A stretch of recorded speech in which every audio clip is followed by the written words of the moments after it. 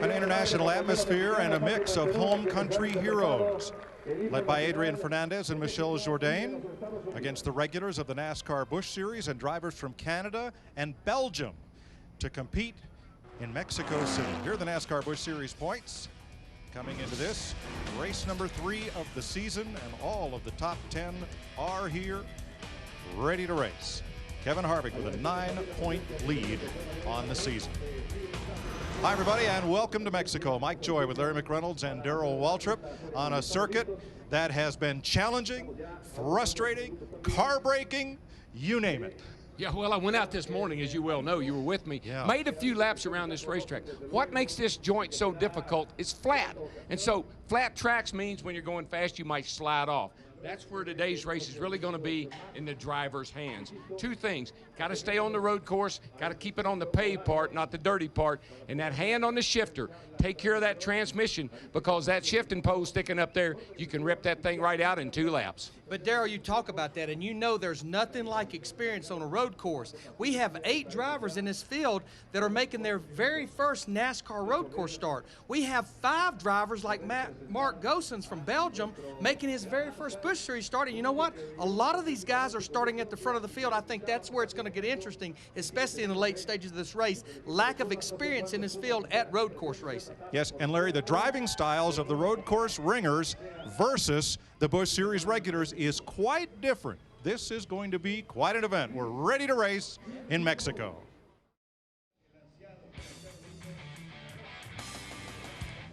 We're getting close to the command of fire engines for 43 cars in the NASCAR Busch Series here in Mexico City, where it's a beautiful 77 degrees, moderate humidity.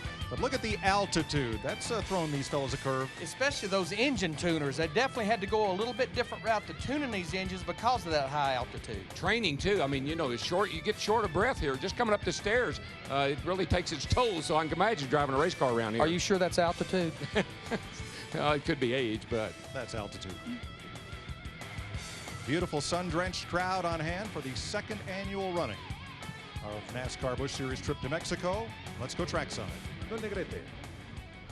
Caballeros, enciendan sus motores. Gentlemen, start your engines. Gracias, Manuel Negrete, Gran Marcha de la Telcel-Motorola. Star of the Mexican national soccer team. A huge sport in Mexico. And a fitting choice for Grand Marshal as you have a look at some of the onboard views we'll be bringing you today. Speaking of sun-drenched, let's go trackside to the executive editor of Speedway Illustrated, Dick Berggren. Estoy trabajando on los pits hoy. I'm going to be working in the pits today in English, and in that capacity, I made a sweep of the garage area today to ask crew chiefs what the smart strategy is to win this race. And I heard 2 strategies, each of which very different from the other.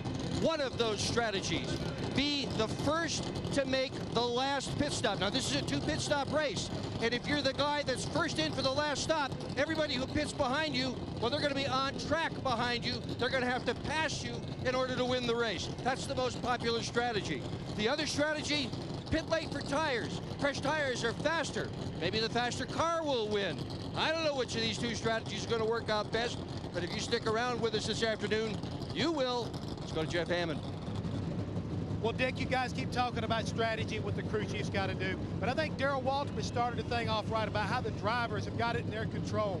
The word today, my friend, is discipline. Who's going to have the most discipline? Number 1, to come up with the right strategy and when to implement that, as well as the driver discipline. Going off into turn 1, not willing to let yourself get suckered into driving in too deep, overlocking those brakes, over-revving the engines. All those things are what's going to come into play today. So discipline is going to really play in today as far as who's going to go to victory lane and who's going to really have a lot of fun here at this really challenging road course. Well, Dick Berggren and I got an opportunity to talk to several of these drivers earlier this morning about their feelings and thoughts about this challenging road course here in Mexico City.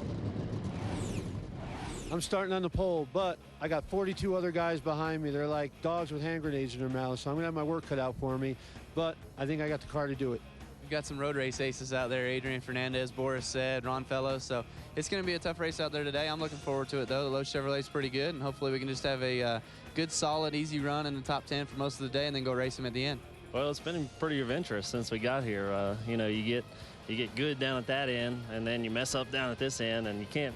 It's real hard to put a good lap together all 8 turns. Last year we had transmission problems. This year I vow to make sure I keep all 4 gears in it all day long. My goal is to keep the fenders on the thing and have some fun. It's difficult to stay on course here. Sharp turns and high speed, that usually equals spins and slides and gravel and stuff. You know, we have to stay out there, stay out of trouble, and, you know, try to keep the tires going and not to consume too much fuel in the beginning of the race. So, you know, we'll have to wait and see how the others are doing, but, you know, stay on track is the main thing. And with that, a look at our FedEx racetrack analysis. 80 laps, 200 miles. Pit road and pace car speed, 35 miles an hour. There's the pit window, as Dick pointed out, 2 stops. And our road course guidelines. Yeah, you got to stay on the track and fear the turtles. That's those big things that are sticking up in the chicane and around the inside of the racetrack. They're turtles. See what this guy hits one right here. Matter of fact, whoa, Joey Chitwood style. Those things are tall. They're real tall, and you got to stay off of them. But also run your own race. It's almost like you put yourself in your own box. You put blinders on and you try to make those 2 stops. And like Dick Bergman's talk about, when you get to the point you know you can make it the rest of the way on fuel, hit pit road and DW. You heard David Green talk about it. So many demands on the mechanical parts here, transmission, gears, brakes. Yeah, you can actually tear a driver can literally tear a car up here. So now let's take a look at what the drivers are going to be dealing with. This is a difficult track. Fun, but difficult. Here we come by the start-finish line into that chicane. Tough spot down turn 1. Trouble there all weekend. You do a couple of D-didos there, go down here to turn 5. Great passing place, but you better not be on the outside of somebody. Now you get up through the S's. Rhythm, bomb, bomb, bomb. Left, right, left, right. Down to turn 7, and if everything goes well, you're going to bring her back to the start-finish line. 8 turns plus a chicane makes up the Autodromo Hermanos Rodriguez in Mexico City.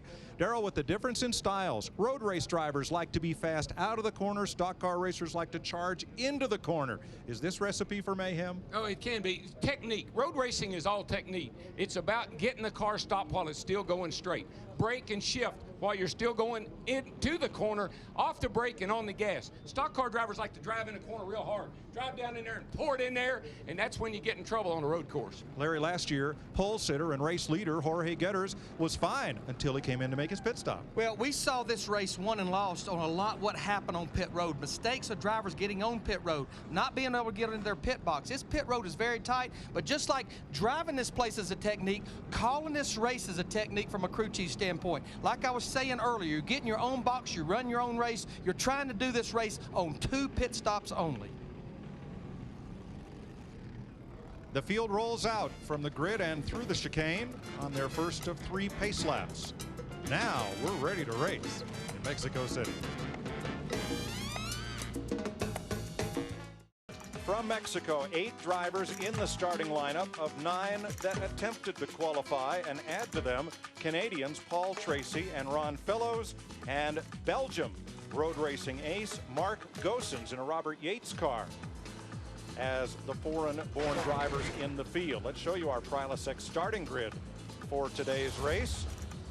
Not surprisingly, Boris Said, the pole sitter. He's driving a Dodge, and Denny Hamlin continues to impress.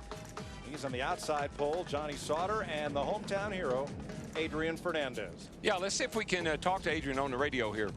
Adrian Fernandez, this is Darrell Waltrip up in the Fox Sports booth, buddy. You got a copy? Yeah, I got a copy. This ought to be a piece of cake this year, man. Last year you started in the back, and you were taking the lead on the 33rd lap. How you feeling about today's race, bud? Well, I hope so. I'm so proud to drive for Rick Hendrick and the Lowe's team. It's a great opportunity again, and I really want to win for the Mexican fans. That would be fantastic for me, for Mexico, for NASCAR. So we're going to do the best we can, and we got a great car here. Yeah, 10-4, Adrian. Would you consider this your home track? Yes, it is, because here I drove a long time ago, like 24 years ago for the first time. And I live here. I was born here in Mexico City, so we have all our fans here. So it's very special for us. Well, I know that all of us guys up here in the Fox Sports booth and about 100,000 other folks will be pulling for you today. Good luck, my man, and have a great race. Thank you, my friend. Fernandez is a huge hero in Mexico. He is as big a star here as Tiger Woods, Michael Jordan in the United States, or any other single athlete you can name. When he went out to qualify yesterday, I thought something happened. The whole grandstand just stood up and started screaming, and it was him coming to take the green flag. And we have a few cars that will have to go to the rear of the field. Reed Sorensen in the 41 car qualified 25th. They had to change engines after Friday's practice. They'll have to go to the rear of the field. John Wood qualified 17th, but tore third gear up qualifying in the transmission. Had to change the transmission. He'll go to the rear of the field. Stacy Compton, who wrecked in qualifying, will go to the rear of the field. Jimmy Morales, Patrick Getters, Rogelio Lopez, Tim Sauter, and Joel Kaufman, unapproved adjustments. This will be the second race of the weekend on this course. The Rolex Grand Am Series was here yesterday with their Daytona prototypes. That was yesterday, and turn 7 and 8, one of the trouble spots on this course, and turn 1 certainly is the other. Did that remind you of anything, that little scuffle? 1979, perhaps? Perhaps. At Daytona, the Daytona 500, Donnie Allison, Bobby Allison, Cale Yarborough. That was after the finish of the race. Donnie and Cale took each other out fighting for the win, and then they had a fight in the infield. But Mike, you were talking about turn 7 and 8. This is where we're entering right now, riding with Ron Fellows, and it's very narrow. And if you notice, there is a wall on both sides. This is where they had the problem yesterday in the Grand Am race, and it's very narrow and very blind, as you can see as you go around this corner. Yeah, as you enter the car, while I was riding with Darrell this morning, while I had my eyes open, once you get, even at the entry into 7, you can't even see the middle of the corner, much less the exit of turn 8. Truly a blind turn, I mean on exit. You know, we had a very unique qualifying session here yesterday. I still think the fast is at the front of the field, but it was European-style qualifying where they sent the cars out in groups of 5 or 6, and they got an opportunity to run 3, 4, or 5 laps to their discretion, and that's how qualifying was determined. This is the second annual running of this race in Mexico for the NASCAR Busch Series. Let's have a look back and remind you of some of the interesting things that happened here last year. For NASCAR, it is a day of firsts. It's NASCAR's first ever Busch Series race outside the United States. First of all, I love this joint. Excitement in the air. Nothing like I've seen here for the last 2 days. Fellas, we are south of the border. Approacha, Los Cinturones, tighten those belts, baby, get her done. Underlay, arriba, let's go racing. No name is bigger in this country than that of Adrian Fernandez. And this crowd senses their local Matador hero, Adrian Fernandez, looking for the lead. Looks like the 5-car, Adrian Fernandez, will take the lead from last to first in 33 laps.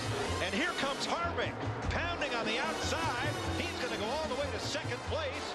Wow. And yo, Rennie, up and over. Right through the hole in the fence. Give that dog a bone. And Martin Truex will lead this race for the 3rd time today. That's the car to beat. I like the way this is shaping up. It's going to be a good finish.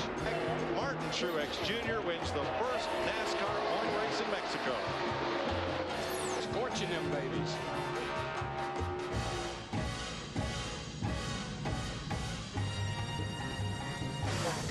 An eventful race in front of a packed house. Nearly 100,000 fans here last year. Yesterday's crowd a little off from last year's Saturday, but a nice crowd getting ready for the start of this one. Dick Bergman? Tall grandstands are right behind this pit area, Mike, and 2 teams, Carl Edwards and Johnny Sauter, are having trouble hearing their pits right now. There's probably more than that, but at least those 2 I have heard are having difficulty. Well, guys, we talk about the size of this course, over 2.5 miles. And one of the more important parts of this race course we hadn't even touched on are the spotters that are positioned around the course. NASCAR mandates that there are spotters down in turns, you can see turns 7 and 8 as you come into the pit area. But they've also put spotters down at the far end, almost at turn 1 in the grandstand area. And other teams have elected to put even a 3rd and a 4th spotter to try to make sure they give their drivers every opportunity to know if there's an accident, how to avoid it, to make sure that they can make their way all the way back around and hopefully win this race. Now, 2 items of note. One driver, Joel Kaufman, the rookie, is ailing. He spent most of the morning on a stretcher, but he is in the car. He is going to start the race. And also John Wood, who was fastest in practice, was a strong threat for the pole. Didn't get it because when he went out to qualify, the new transmission they had installed would not go into 3rd gear. He only had 2nd and 4th. Those spotters spread around the racetrack like that are normal. I mean, that's normal road course procedure. Maybe different than everywhere else, but normal here. And for those teams that's having a tough time communicating, those spotters can relay messages to the driver when he's on the backside of the racetrack. As Larry pointed out, here are the drivers who will move to the back of the field for either adjustments after qualifying. This is an impound race.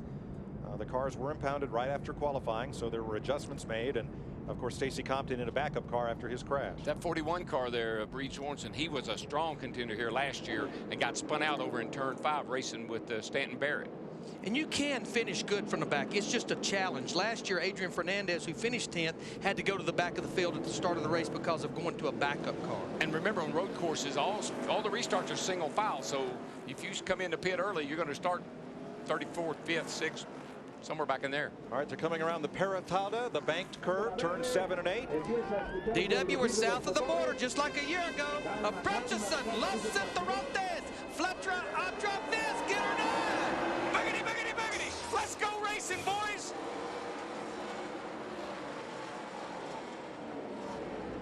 Into the bus stop chicane. Man, it's really tight back in there. Everybody trying to single file, get without running over each other here on the start. And the biggest thing is getting heat in the tires and heat in the brakes as well, especially on these high-speed entrances like turn 1. Through 2 and 3, which is the first of the S's. Short chute leading up toward the NASCAR curve, turn 4. I think that chicane gets everybody slowed down enough that on the first lap here you can make turn 1 all right. I think once they get spread out a little bit, though, that's where we'll have a lot of action. Now, after you come through the curve of NASCAR, this is a torturous set of S's. It goes on and on and on. Yeah, and it's really just rhythm. It's right, left, and you got to hit it just right. If you miss one of them, it messes up the whole S. And Darrell, I rode around the racetrack this morning as well. Pictures do not do these S's justice. They are treacherous. Oh no, and they're challenging too. That's why drivers, they love to race on a course like this, even though it's very difficult. Once you exit this corner, it's a short straightaway and a good passing opportunity down to the Perotada. As under pressure for the lead, Boris said, Denny Hamlin trying the inside. Well, he's there. I mean, he's got that nose underneath Boris. And Denny Hamlin in the 20 car, we're riding with him. He'd love to get 5 points for leading this lap, but Boris said in the 9, our pole sitter will lead lap 1. Boris got off that corner at turn 8 there really well that time. Around the chicane, nice and clean. Now here's the real challenge. Turn 1, they put markers up. You see them on the left there to help the drivers because so many guys were sliding off that turn 1 in practice and qualifying. Best thing Denny Hamlin can do right now is go to school on Boris because he is an expert at this type of racing in these big cars. Yeah, Denny doesn't need to show Boris what he can do. He needs to let Boris show him what he can do. And Darrell, wouldn't you say there's no sense in pushing the envelope this early in the race, getting yourself in trouble, using those tires up, knowing that you're going to have to go a long way, as we have J.J. Yaley in the 18 car, comes in here second in the points. He's off the track. Off at turn 1 and back on. It's Randy LaJoie in the 0 just ahead of Yaley. Looks like he's having trouble really getting back up to speed.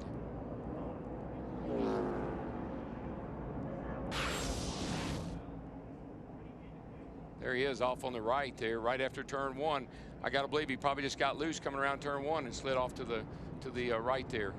Tell you what, he was very lucky. There's not a lot of runoff room right there in that area. Looking for Ron Fellows.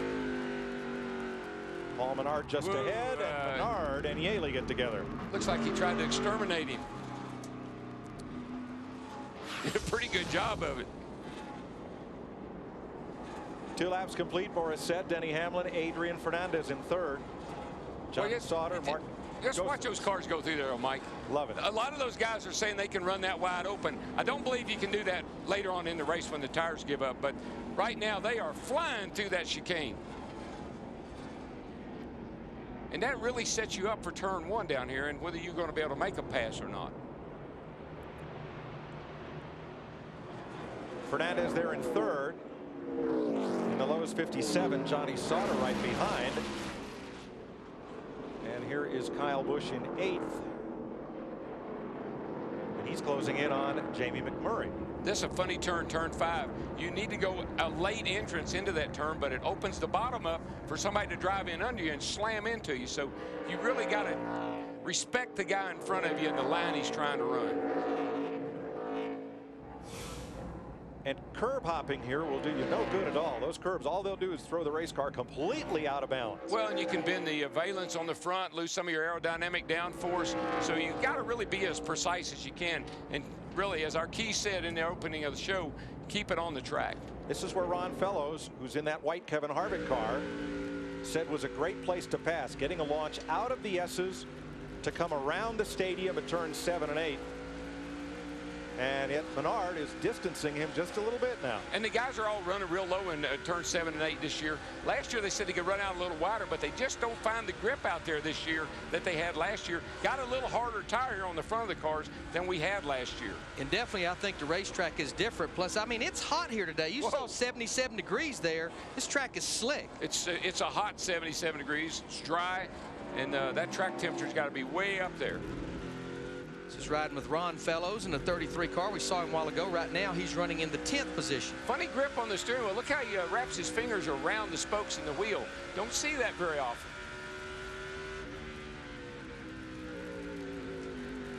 A lot of shifting around this racetrack. You spend a lot of time in second gear, especially in these slow corners and up through the S's. Yeah, the guys are all saying they wish that NASCAR would allow them to just select the gears themselves for a road course rather than mandating gears. Yeah, the transmission gears as well as the rear end gear are mandated. Well, you see road racers do one of two things, Darrell. Either hold at 9 and 3 like Fellows is doing, or shuffle steer. Move the wheel and make your hands move a lot so that your hands stay at 9 and 3 and the wheel moves. One of the things that some of the road racers have done and have taught these other guys is they put a quickener on the steering box to make it like go from a 12-to-1 to an 8-to-1 or even a 6-to-1 steering ratio. Tell you what, the lead is tightening up here. Boris said in the 9 still leading as we complete lap 4, but Denny Hamlin in the 20.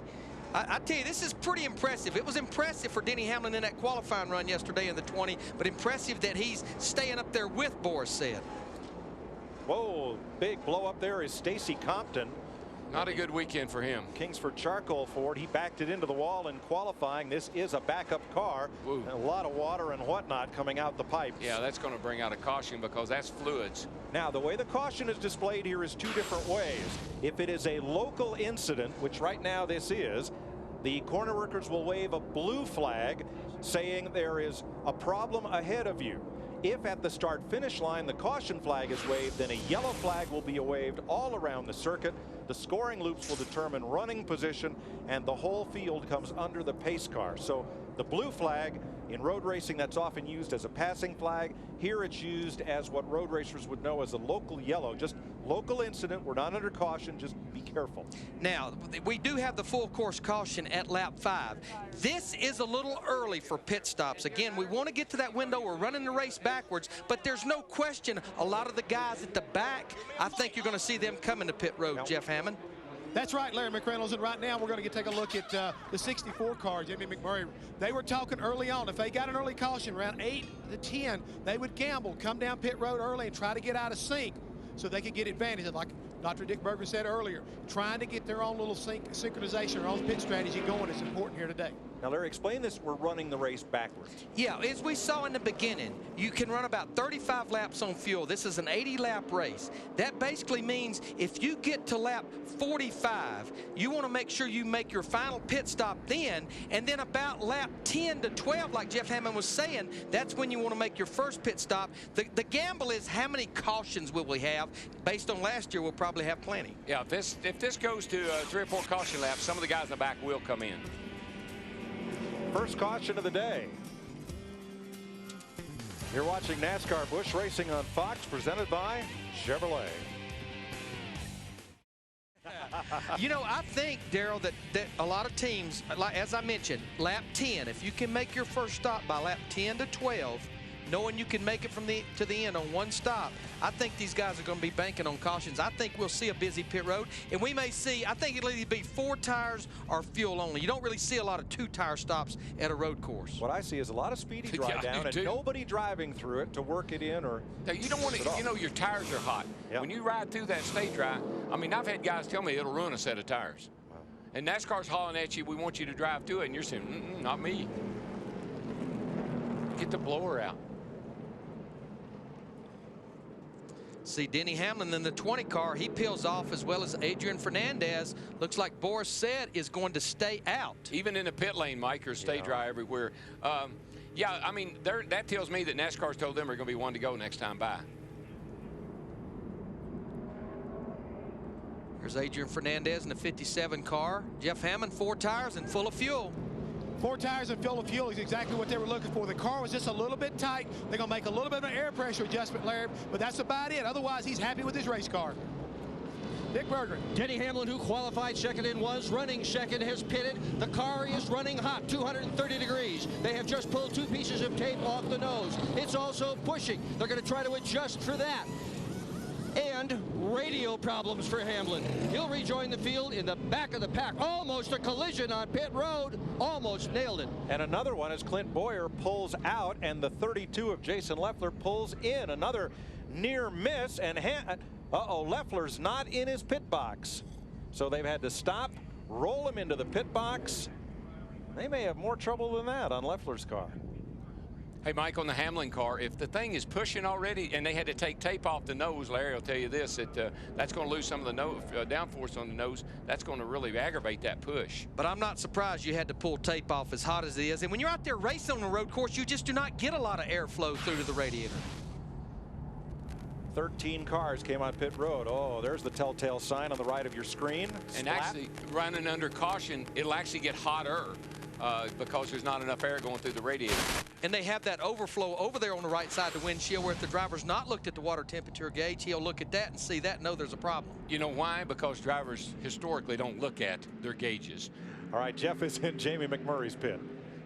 Yeah, and Larry McReynolds touched on it earlier about some guys may come down and just go gas only. And that's exactly what Jamie McMurray and his group decided to do. Gas only. They're going to try to save their tires. They feel like they may have to make another stop and make an adjustment on their race car. And tires, we talked about earlier, could be very important toward the end of this race. A couple of close calls on pit road. Clint Boyer, Jason Leffler was one. Here is the other as Hamlin comes out. Oh, man, the spotter just, I mean, you can tell the nose dropped just before Michael turned in. Because you know the spotter was screaming at him. And Darrell, I've been saying this for 5 years. I put a lot on the crew chief's shoulders. You know, the driver's in there. He's got the head neck restraint device. He's got the headrest. He can't see that car coming. It's on the crew chief's shoulders. If nothing else, just say stop. Yeah, just say stop. And all the drivers hearing is go, go, go. Get out of here. Go. Clear out. And then all of a sudden it's like, whoa, whoa, whoa. Which sounds too much like go, go, go. So that makes 14, at least 14 drivers that stopped. Make it a total of 17 that have stopped under this caution. Yeah, that was Denny Hamlin's crew chief right there, Dave Rogers, that we were looking at actually. And Mike, you mentioned that go, go, go and whoa, whoa, whoa, but that was one of the things Hammond and I, we finally had to say, look, you got to just say stop, because that whoa, whoa, whoa didn't get it. And even Hammond understood that. No free pass on this caution. All drivers who are running were running on the lead lap. And we'll have a single file restart for this caution brought out by Stacy Compton. What a tough season he's had. Man. Wrecked at Daytona. Was running third on the last lap at Daytona and got crashed, finished 27th. Crashed a brand new car here yesterday qualifying. And now this. Short day for the Kingsford Charcoal team. And of course they got no practice with that car being an impound racing because the crash happened in qualifying. Now folks, we're getting ready for a restart here, and I want you to look at this line of cars. It's not like an oval race where you can double up on the inside, which we haven't had any lapping anyway. But the guy that's starting back there about 25th on back, he's going to be a long way behind the leader when he gets the green.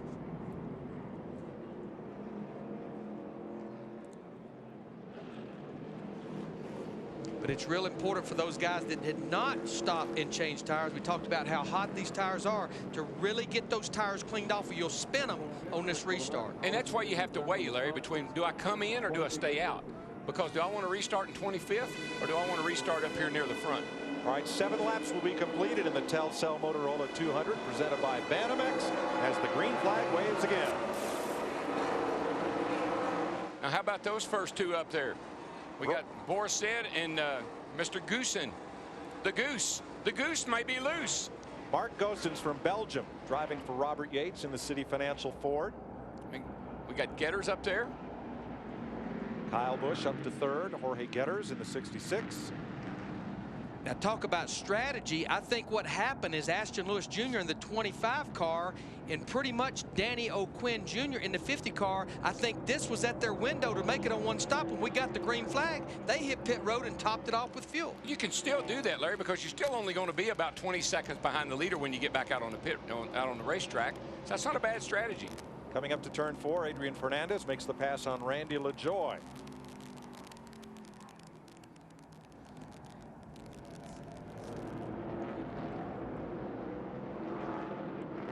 Fernandez works the outside. I'll tell you, it takes a brave man and a good car to pass through the S's.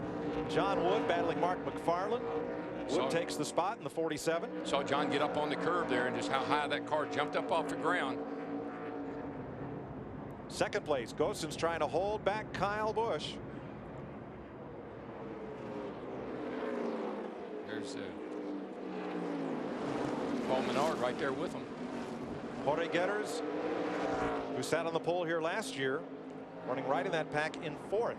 And right behind this group, I noticed on the restart, Ron Fellows in the 33 car, he did his best to take advantage of Paul Menard in the 11 to get that position, and he did before they got to turn 1 to take that spot over. Now he's in the 5th spot, Ron Fellows in the 33.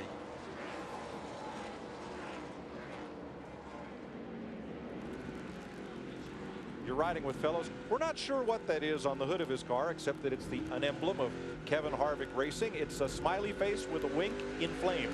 I was going to say, Harvick pointed out it has flames, DW. That's right. But he has it on. He has it on the front of his motor coach. I mean, it's pretty much on everything he owns. I think what he'd rather have on there is a sponsor. Probably. But it looks pretty good. Yeah, we had about 19 or 20 cars that actually elected to stay out on that last caution. Half the field, more or less. Paul Tracy made a big move early in this race. He's in the number 4, the Geico Dodge. Started 23rd, and the former kart champion is up to 8th.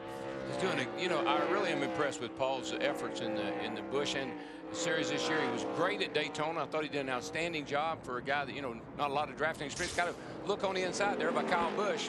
Wasn't able to pull it off. But I've been real impressed with Paul. I tell you, he's doing a good job in the stock cars. He told me this morning he's having a blast. He's here to have fun. He likes the course, and he's acclimated to the cars, and he's here to have fun today. And you want to go where the action is, man. You want to go where the racing is, and I think that's why he's here, trying to get himself in here and maybe get him a cup ride. I tell you what, a car running right there just in front of Paul Tracy, Michel Jourdain Jr. in the 15 car started back in 14th, as we see Kyle Busch in the 5 still battling Mark Goosen's in that 90 car. And this is a battle that continues for the 2nd position behind leader Boris Said. Larry, we talk about the sucker hole Darrell does at Daytona, getting in the middle. Well, here the sucker hole is that inside at turn 1.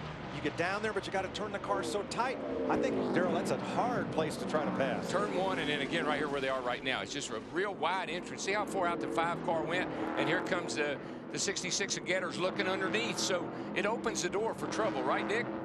Well, yeah, it does. I'm watching Kyle Busch right now, though, Darrell, and I am in his pit, and he has been told to pit this lap. I asked his crew chief, Chad Walter, why he didn't pit with his teammate. Walter just looked at me and said, we didn't have to. Well, they have to now. Well, he couldn't make it. Yeah, the window opens. Yeah, exactly. And, you know, we were just talking before we had that battle about Michel Jourdain Jr. now in the 15 car. This program for him in his 3rd PPC car just came about a week ago. Now he's hobbling around the garage area doing great in the race car. He was at a photo shoot earlier in the week on a horse and was thrown off the horse and injured his knee, but doing a great job in his 15 car today. I tell you, every time I put a quarter in one of them, that's what happens to me. Kyle Busch surrenders 3rd place to come to pit road. This is a scheduled stop. First of 2, and you should be able to pit here and stay on the lead lap. Dick? Well, he's got nobody in front of him, Mike, nobody behind him. He's going to be all by himself coming down pit road. Crew is ready for him. Everybody's cool. Crew chief Chad Walter counting him down. 3, 2, 1. Here he is. It's going to be a 4-tire stop, which is what we anticipate seeing all day long on this racetrack. Busch has had a drink of water, just threw the bottle of water out. I guess you could do that in Mexico. Somebody will come along and pick it up for you. Right sides are on the way now. Crew's doing a nice job, nice smooth stop. Busch is cool, he's gone. But Dick Bergman, you talked about it at the top of the show. What the 5-car hopes now, he gets back out on the racetrack. We talked about 20 cars that did not pit. He actually hopes a caution comes out here in the next little bit, and those cars that have now stayed out, they'll have to come to pit road under caution, and he'll gain on that track position. One thing we didn't mention is they're pitting the wrong side of the car. The pit lane is on the right side of the racetrack, so you go to the left side of the car first, which is completely different from what the crews have to do most all year. It really throws it off. I mean, it's something these guys have to practice a lot before coming to a road course. We pit the same way at Watkins Glen.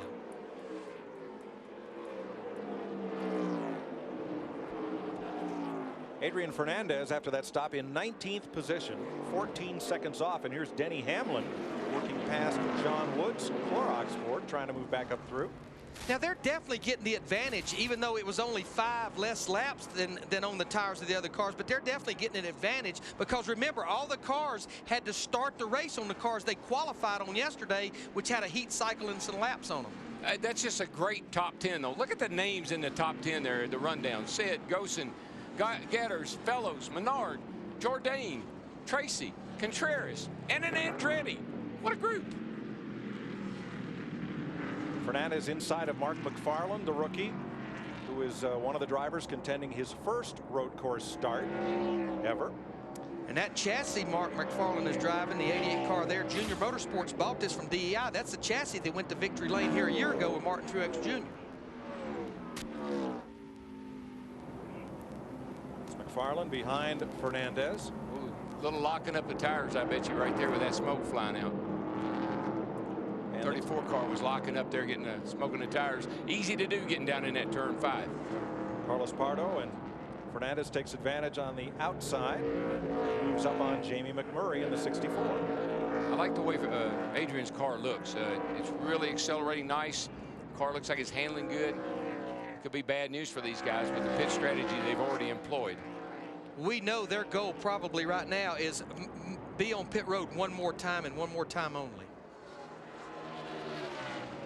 Boris said the leader in a Dodge, Mark Gosens, Jorge Getters, Ron Fellows, Paul Menard, Michelle Jourdain, Paul Tracy, Carlos Contreras, John Andretti. The entire top 9 are road course aces.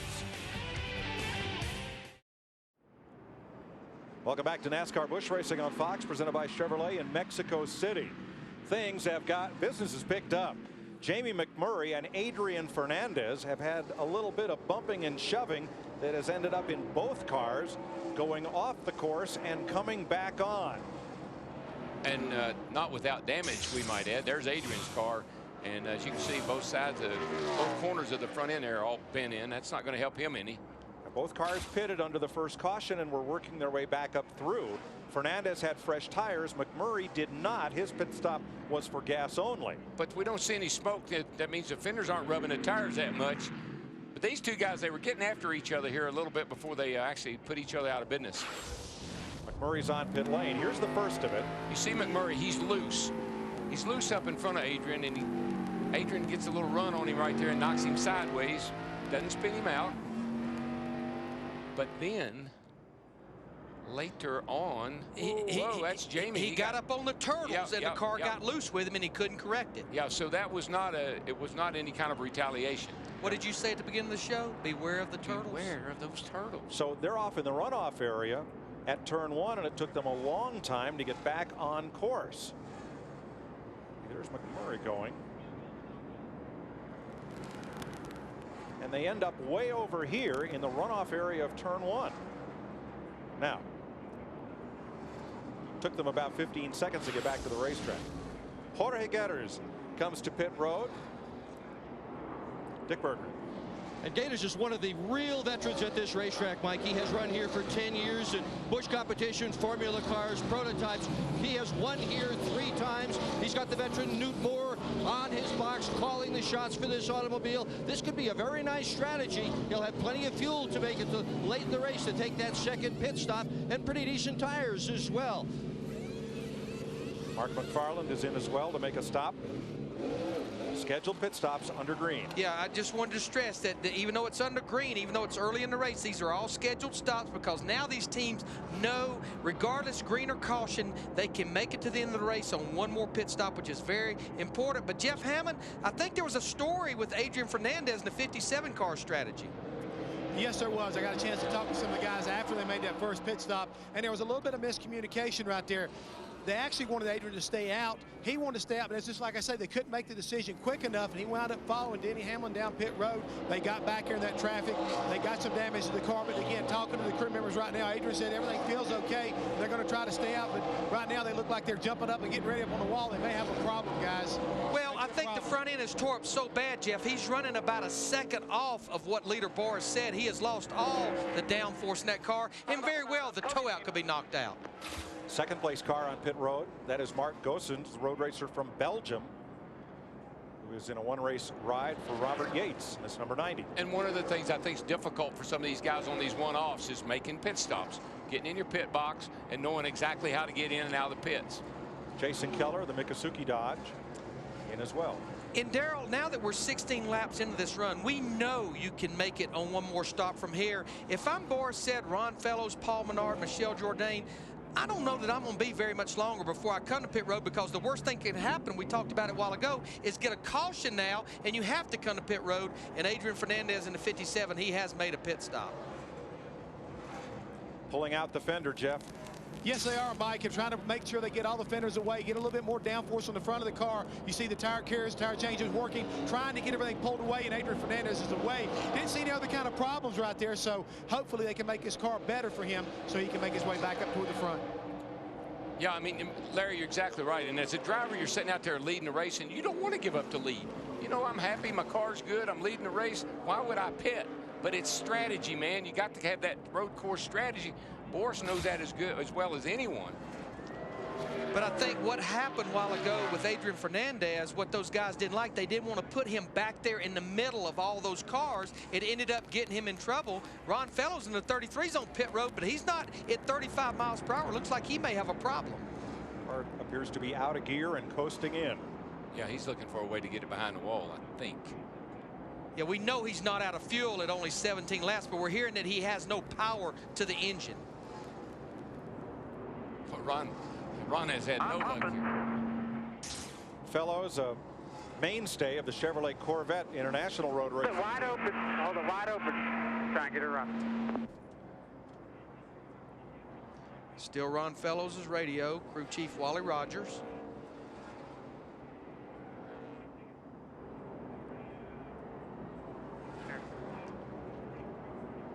Finally makes it to his pit box. Can't imagine he's out of fuel, Larry. Should not be out of fuel unless they've got a serious pickup problem. This is only really about halfway through a fuel run. Big guys, get the tape. Get the tape. On start. Kenny Wallace, you see going by in the AutoZone Ford, pitting for the second time. You know what? If I was him, I'd hit my button on my steering wheel. The way he holds that, the kill button, the way he holds that steering wheel, he could have easily hit that kill button, and he needs to reset it. And what that button is, that's a button that NASCAR put on the driver's steering wheel a few years ago. If the throttle hangs, you can hit that button on the steering wheel, and it'll kill the power to the engine. And it's so easy to hit, particularly when you hold the steering wheel at 3 and 9. Switch on the steering wheel. There you go. They asked it. They asked him right then, had he hit that button.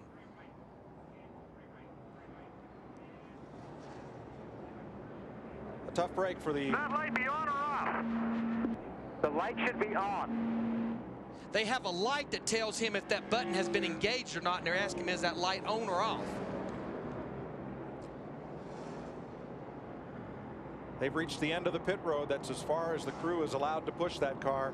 Now they'll have to roll it back. And I'm going to tell you what, I've been a part of pushing these cars up and down pit road. I know Jeff Hammond is. Now we've got the 50 car, Danny O'Quinn Jr. off the racetrack, and we have a full course caution. And at 7,300 feet altitude, pushing a race car, you're not going to last long. This is the caution that Boris said did not want to see in that 9 car, because now he's going to have to pit under caution. He'll be back in the pack like Adrian Fernandez. Yeah, 10-4, full course caution. Caution is out, full course. Paul Menard, who has an extensive road racing resume, is up to second. If I was a 9 car now, Larry, I'd stay out until I got to, till I had to pit and pit under green. Be better than be in the pack of that storm, wouldn't it? Trust me. Second full course yellow of the day.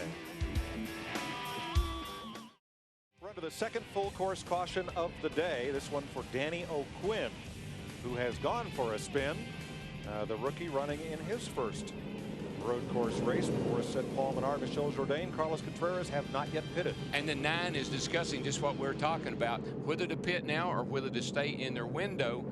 They're bantering that around right now between driver and crew chief. Yeah, what you could do is go to lap 27, which is about 8 laps away, and run 27, 27, and 27. Now, this is why we are under caution. Danny O'Quinn Jr. in the 50 car, one of those cars that pitted under green, out there by himself, just came around with him and got loose. Dick Berggren. See what Dick Berggren knows. He's down there in the 9 pit. Well, I think they've been listening to you, Darrell. Boris said Tripp Bruce have just decided that they're not going to pit on this caution. They're going to stay in their window, and indeed, they think they can go all the way to lap 27, but it's likely that they will pit slightly before that. On the other hand, they have been discussing this ad infinitum since that yellow flag came, and I wouldn't be totally surprised to see him come down pit road. Well, it's real tempting, Doc, but you got to discipline yourself. Talked about that early, to stay on your own game plan, run your own race.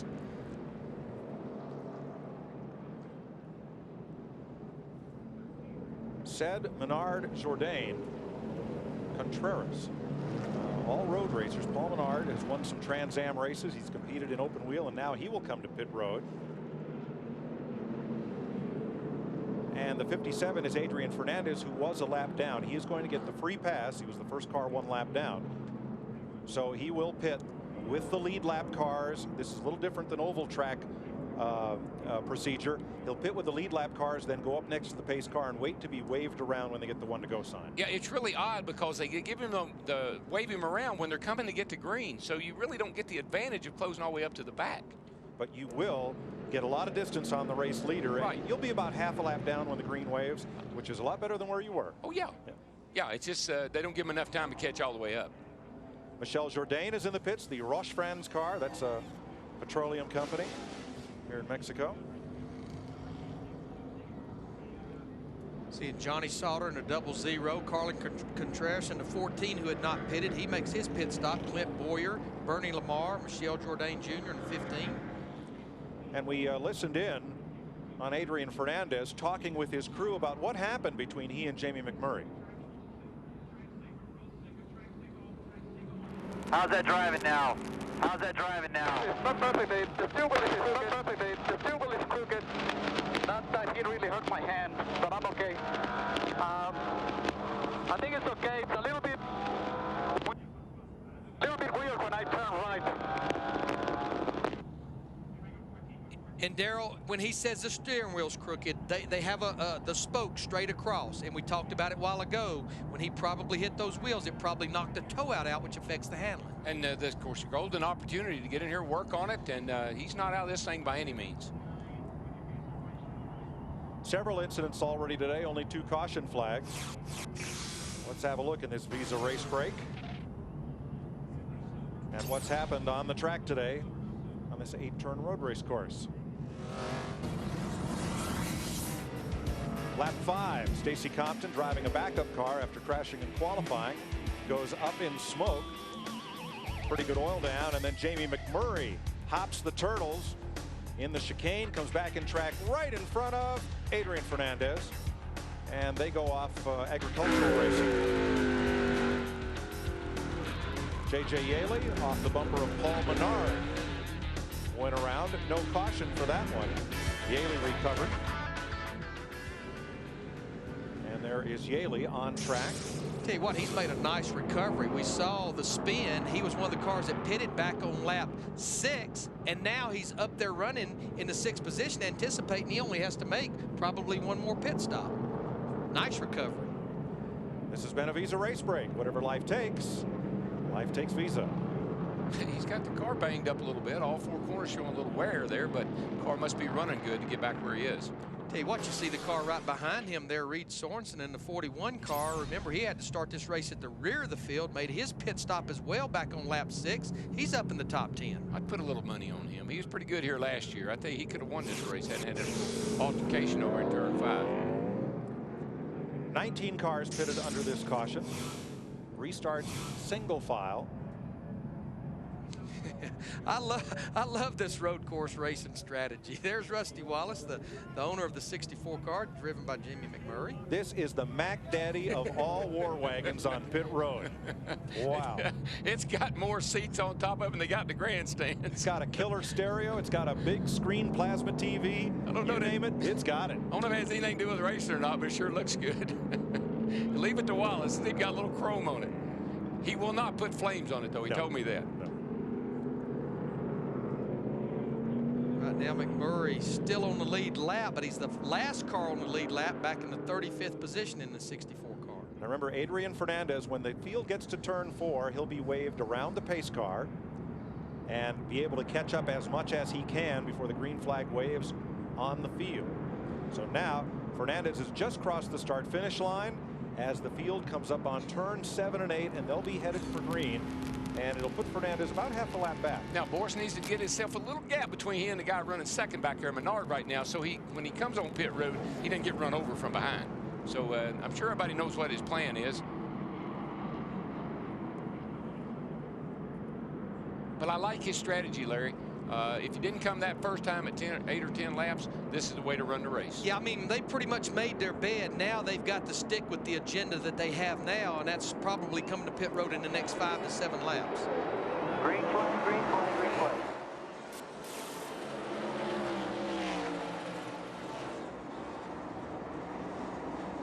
Hamlin ducks inside, makes a pass, moves up to 3rd in line. He's going to go for second here, try to outbrake Carlos Pardo, getting down into turn 1, takes the 2nd position away. Got to be some giving and taking right here. Now Pardo is a lapped car. Remember, single file restart. Wherever you are in the running order is where you restart. They do not move the lap car of the lead lap cars up to the front until the last 10 laps of this race. See Kevin Harvick back there in the 21 car. He's sitting there in the 3rd position right now, trying to wrestle around these lap cars. Now, I like Borisset's strategy because they'll make this pit stop and come back on track, hopefully on a clear track without a lot of this traffic to cycle things around through. It's a Formula One style strategy. We'll run our race, you folks go run yours. Yeah, you won't know where you stand until we get way on into the race. It's going to look ugly here for a little while, but it'll pay off.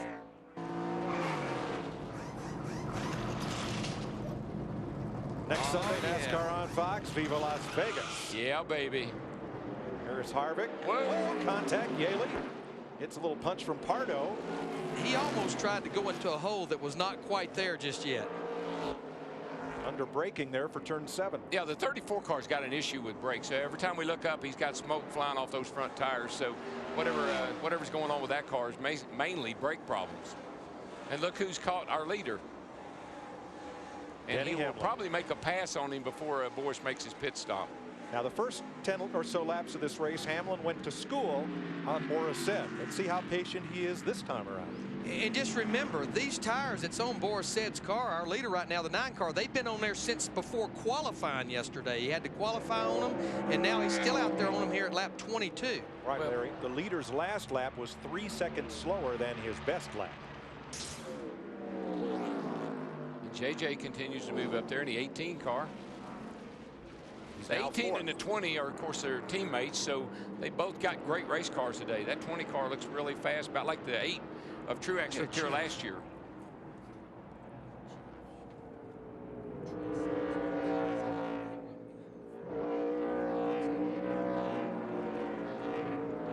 right now everybody's just kind of working things out and figuring out what they're going to do next. Now, Paul Tracy in the 4 car, he has moved up to the 9th position. Now, he, a lot like Kyle Busch in the 5 that's running just in front of him, they're 2 of the teams that elected to make that pit stop under green after that caution. So right now, they're kind of on a different agenda, Jeff Hammond. Yes, Larry, they are. They did it pitting right around lap 12. They got 4 tires, but the car also was running just a little bit warm at that time.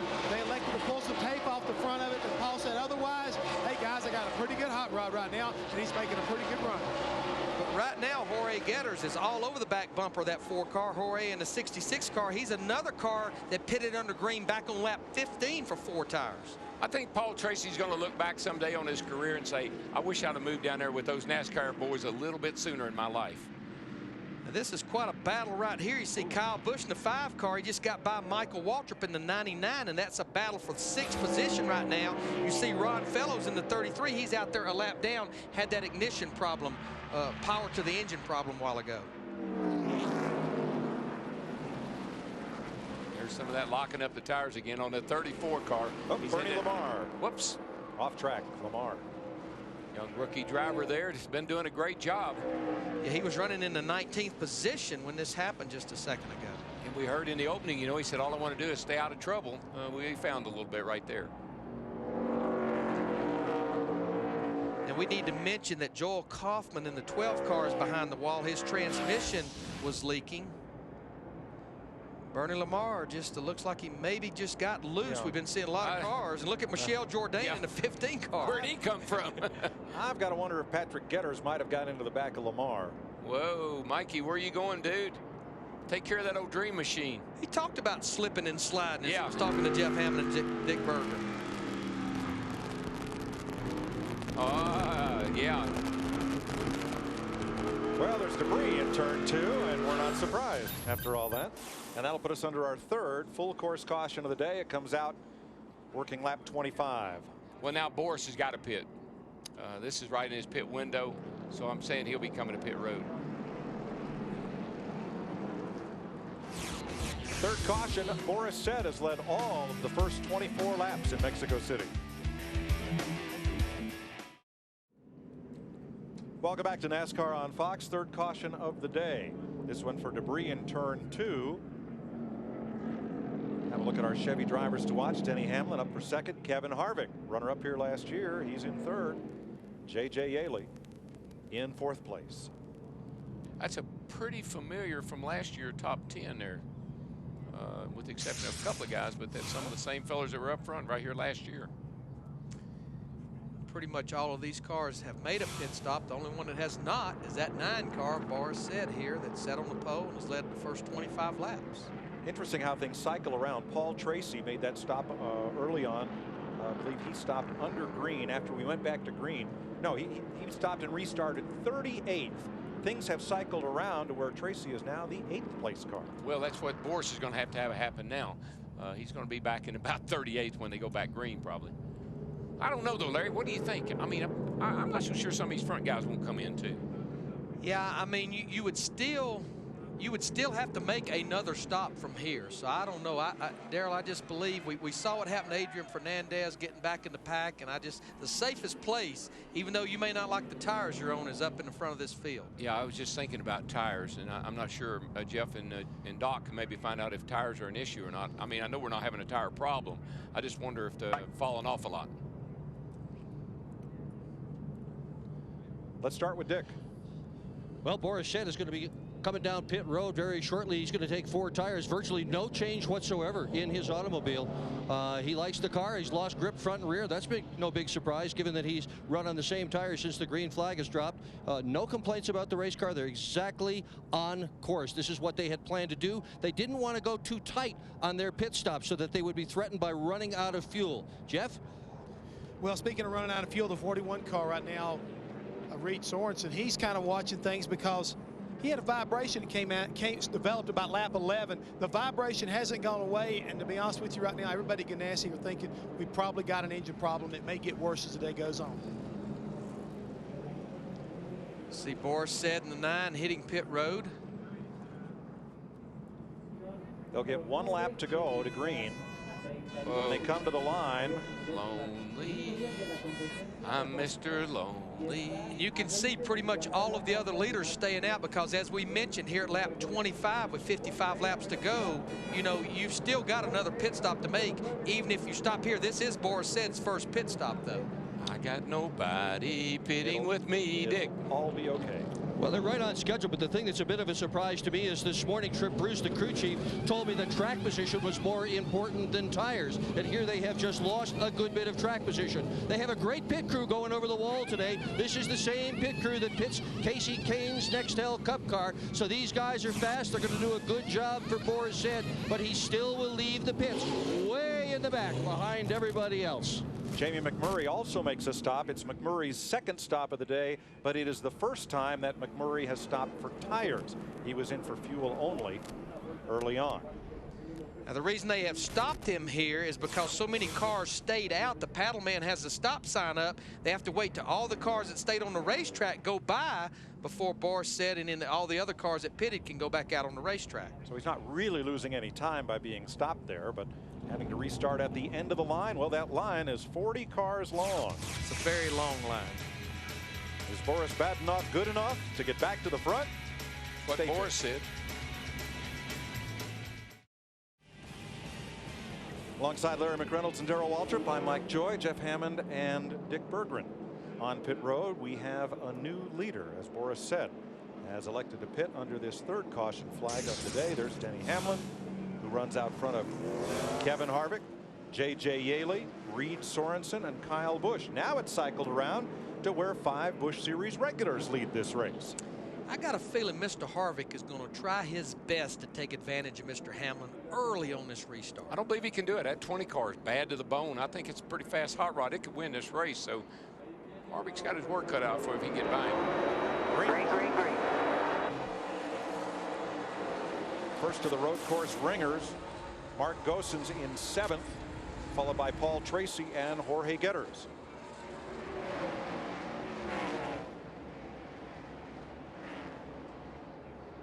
Harvick dives to the inside in the 21 car. Just can't quite get a bite right there. That's that sucker hole, Darrell. That's exactly what you want to do, but it's just hard to make that stick. But that's what you want to do. Put that nose in there, make Hamlin look over there. He might miss his mark, and he'll run off the racetrack. Joe Gibbs Racing 1st and 3rd, Hamlin and Yaley. Richard Childress Racing in 2nd. Chip Ganassi Racing in 4th, and Hendrick Motorsports 5th. Carlos Pardo, the 34 that was having the tire lockup under braking, has gone to the garage. Yeah, he's joined Joel Kaufman, who had the transmission leak. David Green in the 27 car also took his car behind the wall to the garage a few laps ago. Dick Berggren on our leader. Yeah, I talked to Dave Rogers, the crew chief, Hamlin's crew chief this morning, Mike, and he said that he has such a strong car he doesn't want to gamble on fuel mileage at all. So then I went to Hamlin and I asked for a guy that's only run a couple of road course races, how come you're so fast? And he told me the reason he's so fast is this is a flat track.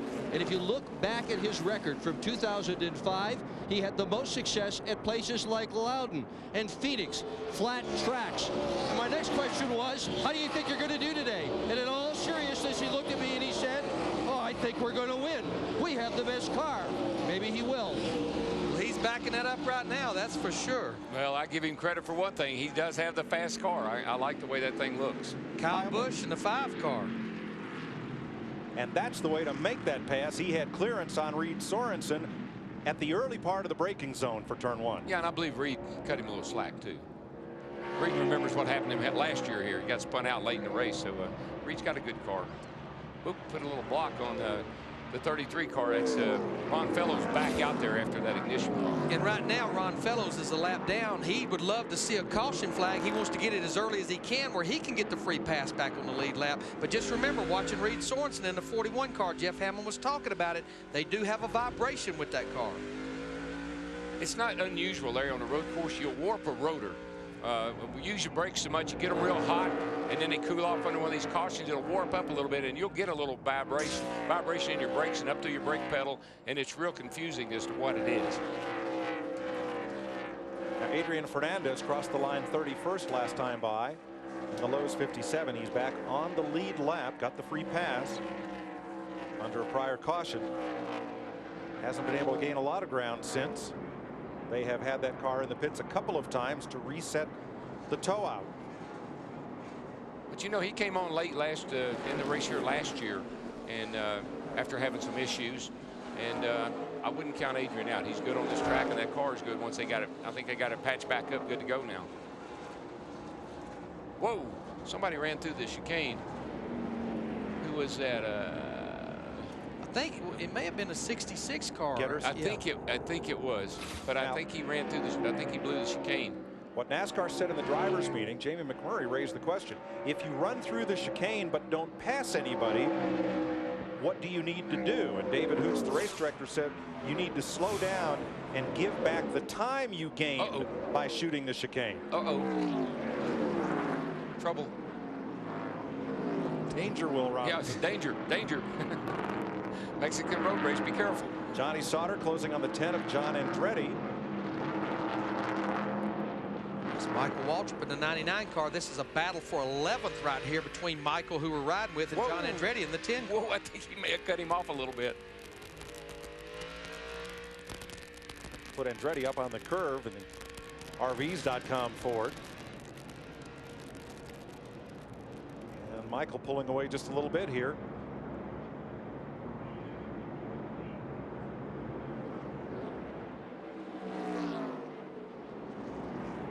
Let's go to the leader's pit. Dick? With crew chief Dave Rogers, and he is just about to talk to his driver. You are one of the very first people to pit. When do you pit next? What's your strategy? I didn't really hear what you said there, but we're pretty. I want to know what your strategy is when you will pit next. It depends on how the cautions fall. Somewhere between 40 and 45. So you're going to have to make this then a 3-stop race. No, we're going to try to stretch it again. We're going to gamble a little bit on some cautions late in the race. All right, good luck to you. No, Dick, I definitely think the magic number is lap 45, which is 15 laps ago. That puts you 35 laps from the end of the race. That's pretty much the fuel window that everybody said they could go. And I think that's the lap we're going to see a lot of cars hitting pit road. Hamlin last pitted at lap 6. We've had several cautions since to stretch fuel mileage just a bit. Mark Gosson, he is charging. The Belgian is he is on a tear here. Now, after he made his pit stop, let's look at how he has come up through the field. After lap 12, when he was second, he came out of the pits and moved to 22nd and has climbed back up to 5th. What happened when he was 22nd there, that was basically the lap before he made a green flag stop. He was one of the teams that elected to come on the pit road, not under caution, but under green. A little right rear corner panel damage, not much. Nah, no harm, no foul. Just perfect. Got it tweaked just right. We talked at the top of the show, drivers making their very first NASCAR road course start. Mark is one of those 5 drivers making his very first Busch Series start here at Mexico.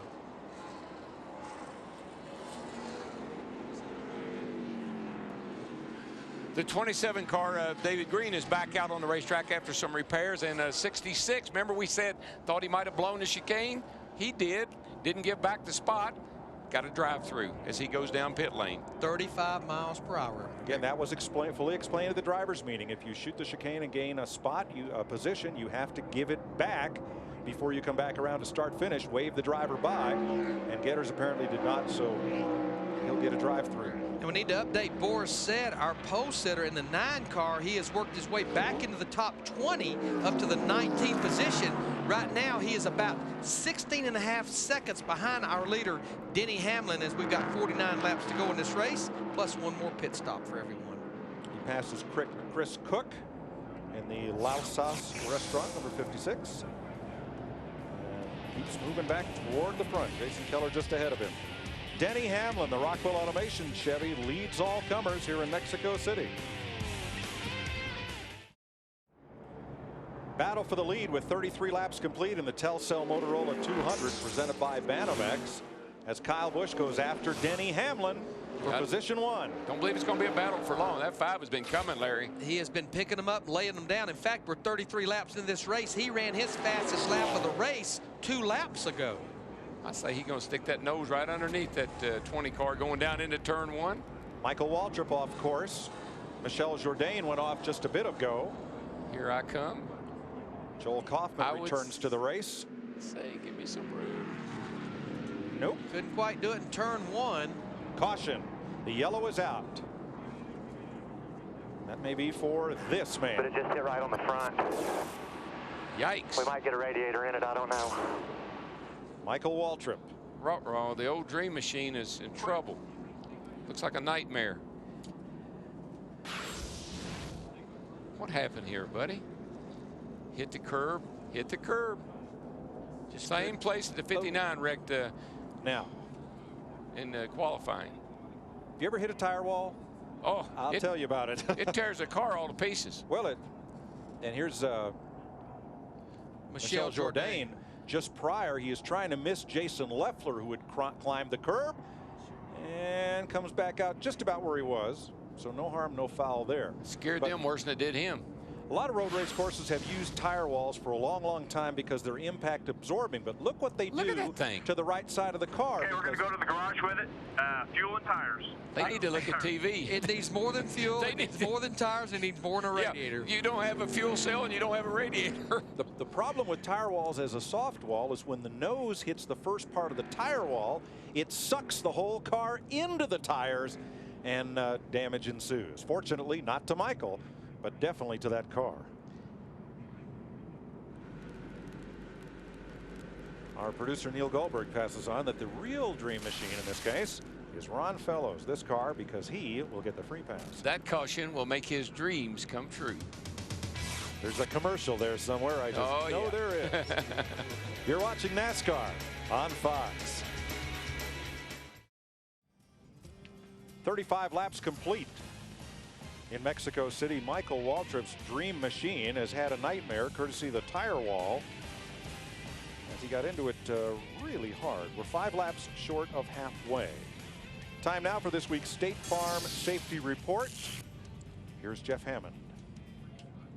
Well, Mike, when the crews come down as far as pit stops are concerned, you'll notice that all the guys up on the wall are all wearing fire suits. But the most important guys in this whole pit crew happen to be the fuel man as well as the catch can man. And their uniforms are a little different than the tire changes and tire carriers. They have complete helmets that cover their face, special covers that go around their necks, gloves. All of their stuff is specially designed in case of a fire to give them an extra opportunity to get away from the race car, get away from this fire in case it does happen. So NASCAR has gone an extra step. As you can see, these guys getting ready to come down pit road one more time. The fire retardant material that they're wearing right now to protect them in case there is a problem. The fuel man as well as the catch can man. NASCAR safety moving forward. For more information on safety in our sport, log on to foxsports.com. I want to say congratulations to Ken Butler. He's over at Aaron's. He's a grandfather this past week. I want to say happy birthday to Bubba Alexander back in Franklin, Tennessee. I'm sure that Ken's probably glad he has that new grandbaby, but I'm not thinking he's going to be real happy about this.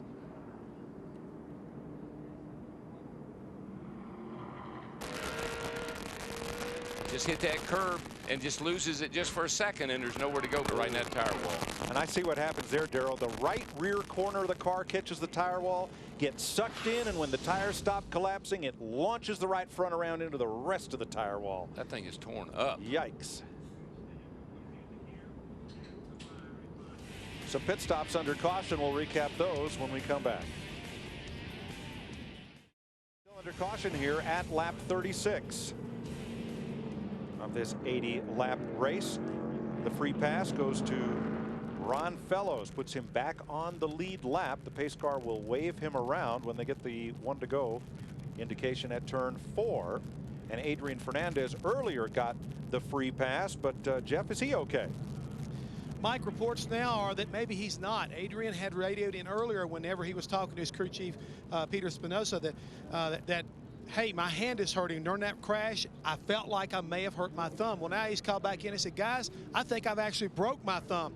I think I'm going to be okay, but please have a doctor standing by at the end of the race. So this is not very good for Adrian Fernandez. Jeff, a lot of road racers like to hook their thumb over that steering wheel spoke, and when you get a jolt, it's real easy to get a hand or wrist injury. Yeah, we saw that earlier with Ron Fellows, how he was hooking his fingers around the spoke and the steering wheel, and that could be the way Adrian is driving as well. Those IndyCar guys have a tendency to drive that way, holding the steering wheel at 3 and 9. Now, here's the note we need to make. With about 8 to 9 laps before that window we've been talking about, which would be 45 laps to go, or 35 laps to go, basically at lap 45. What we had, including Ron Fellows that got back on the lead lap, we had about 12 cars that pitted. The only car that was really up in the top 12 or 15 that pitted, I think, is John Andretti in the 10 car. Their strategy could be banking on enough cautions. It's about 2-to-1 ratio, cautions to green, that they may not have to make another pit stop with that 10 car. Wow. All right, Dick Berggren is in the pit of the third place car. And that would be Kevin Harvick, and the guy who knows what they're going to do is Richard Childress, because he owns the car. Now tell me the truth, because all America, all Mexico's listening. What are you guys going to do? When are you going to pit? Probably 4, 5, 6, 7, 8 laps, 9, something like that. All right, you want to go closer to 8 or you want to go closer to 4? Kind of in the middle, maybe.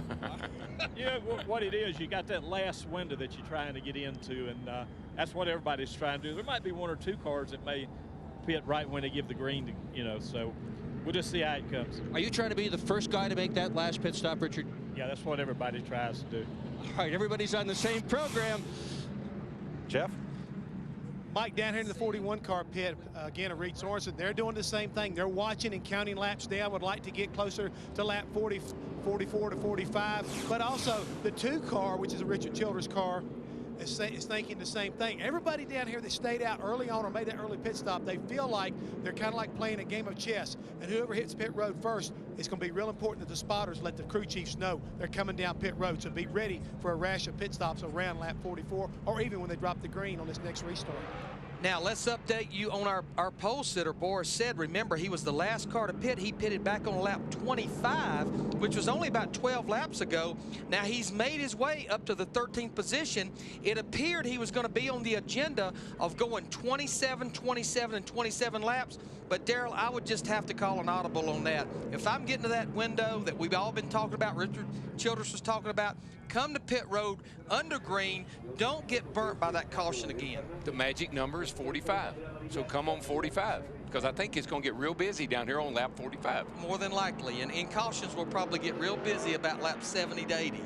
So there is Said in 13th place, and right behind him is Carl Edwards, who had a very eventful weekend here last year in Mexico with a hard crash into the wall at the front stretch chicane. Carl told me he wasn't real happy with his car, and they made wholesale changes on it this morning. And actually before they qualified it, because it was the impound race, and he said that he didn't know what he had. He really was shooting in the dark. And Larry, doesn't he have his Cup crew chief here this weekend? Yeah, he's working with Bob Osborne. You know, of course, they work together on the Nextel Cup side, but they've not been used to working together on the Busch Series because his regular Busch Series crew chief, Pierre Curtel, who is from Canada, had some passport issues. They could not get worked out in time enough to come down here, so Bob Osborne was good enough to come down here on his off weekend. 2 laps to halfway. Coming up next weekend from Las Vegas, Nextel Cup qualifying on speed on Friday, 6:30 p.m. Eastern. On Saturday, Busch Series qualifying on speed at 4:30, and then we switch over to FX for Nextel Cup practice and the Busch Series race.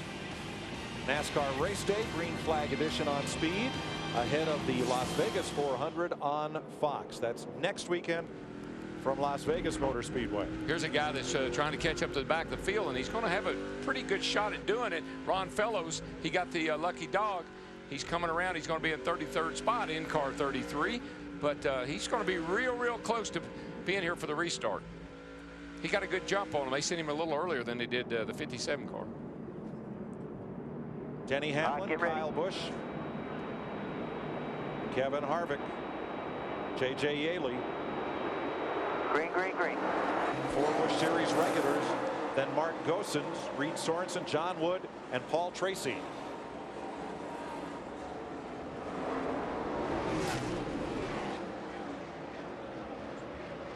For the lead, Kyle Busch looking outside this time. That's the fast way around. Hamlin doesn't give him a lot of room, though.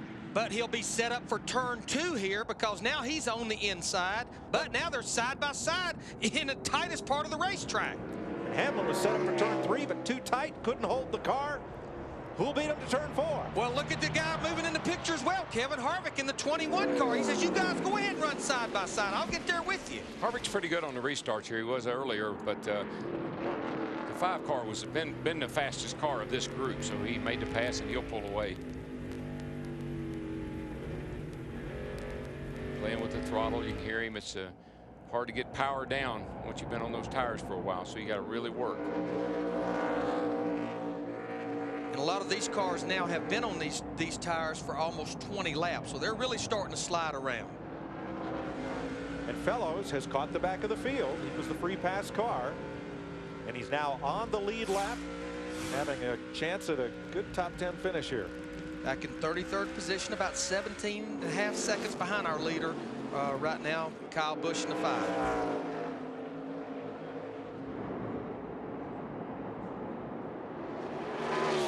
Five cars got it together now, Larry. I mean, he's been fast, ran his fastest laps there a little bit ago, and right now he's the fastest car, pulling away from everybody else. That car looks really good. But I just believe when it's all said and done, I think who wins and loses this race is going to come down to this final pit stop, not making a mistake on pit road, not getting caught speeding, and making it at the right time. Menard jumped inside of Boyer going into turn number 1. That didn't work too well. Whole gaggle of them, but look who came out in that deal right there, the 9 car. I think.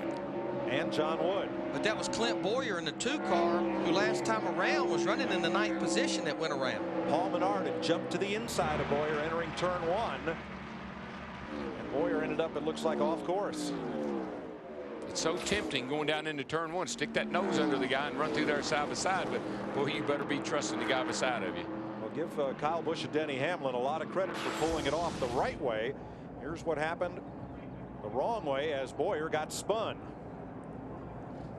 Menard and 11 just getting by. You see a lot of cars going off the racetrack. Clint Boyer, very lucky someone didn't get into him. Yeah, now, might be a judgment call on John Wood and the 9 of Boris said whether or not they'd have to give that spot back. Oh, I think in this situation here, I don't think you'd have to worry about that, Mike. This is this off course because you were forced off. Okay. People spinning. I don't think there's any issue with that. And NASCAR agrees, Darrell. No foul. If you did that intentionally, now it might be a whole different story, but we are halfway in Mexico City. Kyle Busch out in front of Denny Hamlin, Kevin Harvick, J.J. Yaley, and Martin Gosens.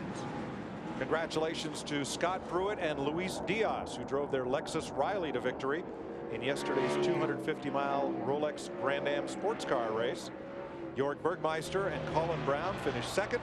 Paul Tracy, who's in today's race, running 7th, finished 3rd with Mike Borkowski, his co-driver. And what we saw right there was Jason Ratcliffe, the crew chief for J.J. Yaley, the 18 team, talking to his pit crew about when they're going to make this pit stop, and I'm sure giving them the pep talk about no mistakes. They're in 4th place right now.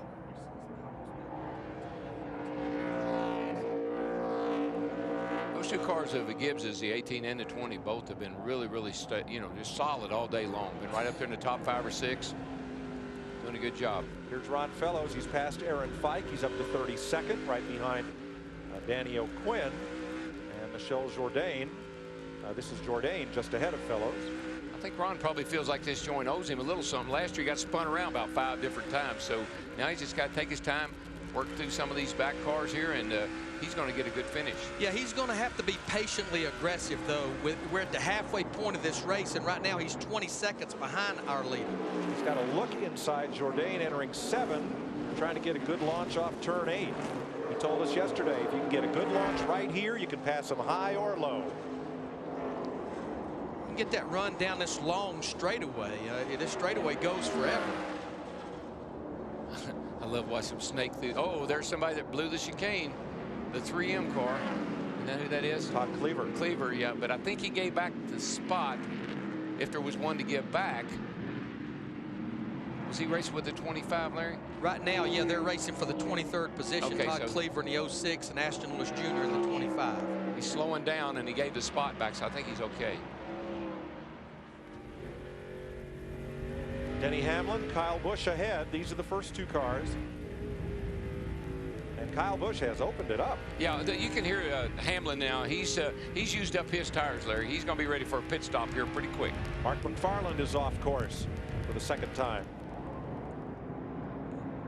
And you know what? We're getting to that window that we keep talking about. And if I'm a crew chief, I'm telling my 3 spotters, if you see anything about to happen on this racetrack, let me know. Let's try to get on pit road before that caution comes out. Then everyone behind us would have to pit under the caution. We'd get the track position. The rule is the rule that Adrian Fernandez got caught on last year. If you're on pit road past the commitment cone before the caution comes out, you may complete your stop. Now, very well, David Rogers, Denny Hamlin's crew chief, may have got the message that Mark McFarland was off the racetrack. He's hit pit road, which would anticipate his final pit stop. That should be 4 tires and mainly fuel, Jeff Hammond.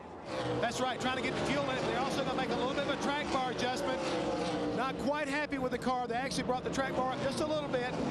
4 tires. David Rogers made sure to tell him, make sure you don't speed down pit road. That's very important. Don't get caught coming in or going out and packing that fuel in to the end of the race. And he's gone, guys. Carl Edwards is also in on this lap, and we expect Kyle Busch next time by. I think that 20 car, Larry, he needed that pit stop. He was starting falling back a little bit, sliding around. He needed tires. But he needed to at least get to where he was in his window. Dick?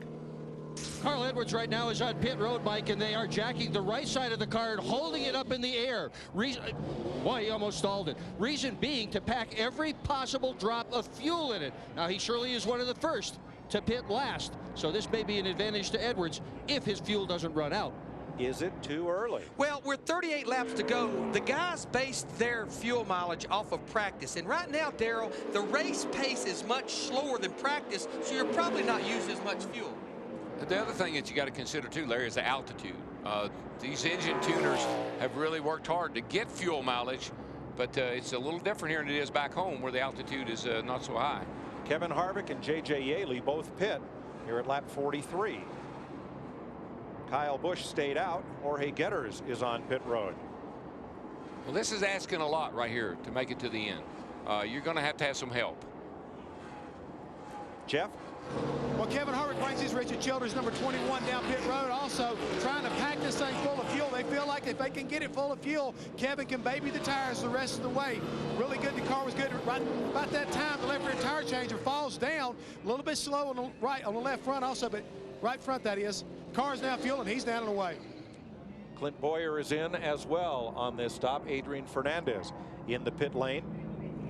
As you see, service completed on J.J. Yaley's car. And again, these are all scheduled pit stops. Here's Jorge Getters in the 66 car. We anticipate this will be these cars' final pit stop of the day. Aaron Fike is also in. Now, will we see Kyle Busch this time? Just about got to. I mean, now he's the last of the guys that pitted first. That could hurt him for track position later on. Well, he don't want the same thing to happen to him that happened to Boris Said, who's back in the 5th position in the 9 car pro sitter. And there he comes. Pit road, 4 tires in fuel. Got to be down to 35 miles per hour right there. You can't make a mistake. A mistake on this stop here, you can pretty much color your day gone. Now, if you're Paul Tracy, Boris Said, Reed Sorensen, do you come now? Oh, I think if I was Boris, I'd come on in. I mean, he can't. The strategy he laid out is not going to work for him because of the way cautions fell. They all stayed out, Dick. Yeah, I did. Chad Walter talking to Kyle Busch has told him that he is crazy fast. The crew going to have to make this an error-free pit stop. They've got the windshield covering off it. Fuel will be the most important issue. A bit surprised he was not among the very first to pit, but Walter's decision was to pit now so he'd have at least slightly fresher tires toward the end of the race. So far, a flawless pit stop. He's gone. And I think the other thing, Larry, is you're buying a little insurance here coming a little later with fuel because it's going to be close. Paul Tracy completes his stop in the Geico Dodge. Jason Leffler is in, and so is Ashton Lewis Jr. Mark McFarland makes what he hopes will be his final stop of the day. Excuse me, it's Regan Smith, not Ashton Lewis. There's a new leader right there, the Goose. Mark Goossens from the Belgium. Goose is loose. But the Goose better get to pit road pretty shortly. Don't want to hurt the old Goose. Might lay a golden egg before the day's over with. 36 laps and several more puns yet to go here in Mexico City. You're watching the NASCAR Busch Series. Well, it is Oscar night, you know. Jeff Hammond, we got all types of problems, I think, on Mark Gossen's pit stop here in the 90 car. Yes, we do, Larry. As he came in, he almost overshot his pitch, but then they didn't get the tire on the right side up off the ground enough. And what happened was when they dropped the jack, Jackman wasn't paying attention. The right rear was not on, and he started to drive away. But fortunately, they were able to fix it after they had to go back across the wall and get another jack. Big time trouble in the 90 car after having a great day. Well, we saw that happen to Getters here last year. Had a great car and then ended up having problems in the pits. That's one of the hardest things I believe these guys have to adjust to, is making these kind of pit stops. Green flag pit stops. 1 lap ago, John Wood came in along with Bernie Lamar and Reed Sorensen. And Boris Said takes over the lead for the 2nd time today, ahead of Paul Menard, and now Said will pit at lap 47. This is going to work out okay for him. The Ingersoll Rand Dodge of Ray Evernham is pitted all the way down toward turn 1, where Dick Berggren awaits. And Boris's crew chief, Trip Bruce, has reminded him pit far enough away from the wall so there's plenty of room for the jack and plenty of room for the gas man as well. They are going to return to this car to the exact same chassis configuration that Said began the race with. The only change they've made so far is a half a pound of air in the left rear. They're returning to where they originally were there. This is a 2-year-old car. Boris has helped design the brake system on it. He's been working pretty well. The gas man nods. It's okay. He's out of here. 15-2. Nice stop. Nice stop. John Andretti and Johnny Sauter also stop on this lap, along with Jason Keller and Rogelio Lopez. So here's our new leader, Paul Menard. 2nd year in the Busch Series. An awful lot of experience in road racing and open wheel cars coming in here, so we'd almost have to call Menard a road course ringer as well. Yeah, I believe so. He's got a pretty nice credentials, but he's getting ready. Looks like he might be getting ready to pit. I tell you what, another car having a nice run here. Carlos Contreras started back in the 20th position, sitting up there in the 2nd spot right now in the 14 car. Looks like he's going to go ahead and run another lap, and he'll lead the race here. And you know what? The grandstands love this. One of their drivers leading this race with 32 laps to go. So Menard stops at lap 48. And it's Contreras' number who goes up on the board as the 6th lead change of the day. Dick? Well, Menard is pitting late, so he's going to have fresher tires than everybody else. And if tires really matter, he has got an advantage. We'll see if the other guys run out of fuel. That's the other issue. Menard left front corner, however, is damaged. Crew member trying to pull that fender out a little bit. Just a little bit slow on the left side of the car. Menard, one of the great road racing veterans, despite his youth. He's won in the Elite Series. 16.7 stop for Menard. Not the best. Ron Fellows is in. Fellows back up and on the lead lap in the Kevin Harvick Chevrolet. Makes his final stop here at lap 47. AJ 4th to 4th on pit road in the 38 car. We've almost cycled through this set of green flag stops. We have about 6 cars that have not pitted yet. Carlos Contreras, Ashton Lewis Jr., Michelle Jourdain Jr., Todd Cleaver, and Danny O'Quinn Jr. Now the Roush strategy is interesting, leaving both their rookies out on the track. Joel Kaufman, who went to the garage with transmission trouble, then came back out on the racetrack. He is running 13 laps down, and he'll get going again. He's waiting for a break in traffic. Nope, yellow is out. The Caution yellow is out. Now that is not the caution that these 4 or 5 guys that have not pitted yet that they wanted to see, because now they will have to make a stop, and they're going to start at the tail end of our 32 cars that are on the lead lap. I think it's pretty good news for most everybody. A few guys it's not good news for, though. The ones that are still out. They haven't made their pit stop yet. You know who I think really likes this caution right here? Finally, he's overcome, I think, the strategy in the beginning. Boris Said. Yeah, I'm agreeing. Number 12, Joel Kaufman, goes around. And that puts us under the caution flag for the 5th time today. We are 5/8 of the way here in Mexico City. Here's our Pizza Hut race summary. 6 lead changes. We've had 5 different leaders. Borisset has led twice. Average green speed, 96, excuse me. What's this 5/8 stuff? Well, 550 out of 80, that's 5/8. 5/8. Convert it to kilometers and I'll fill you in later. Oh, man. Don't start all. I think the rest of that said we've had 5 caution flags. This is the 5th right now at lap 50.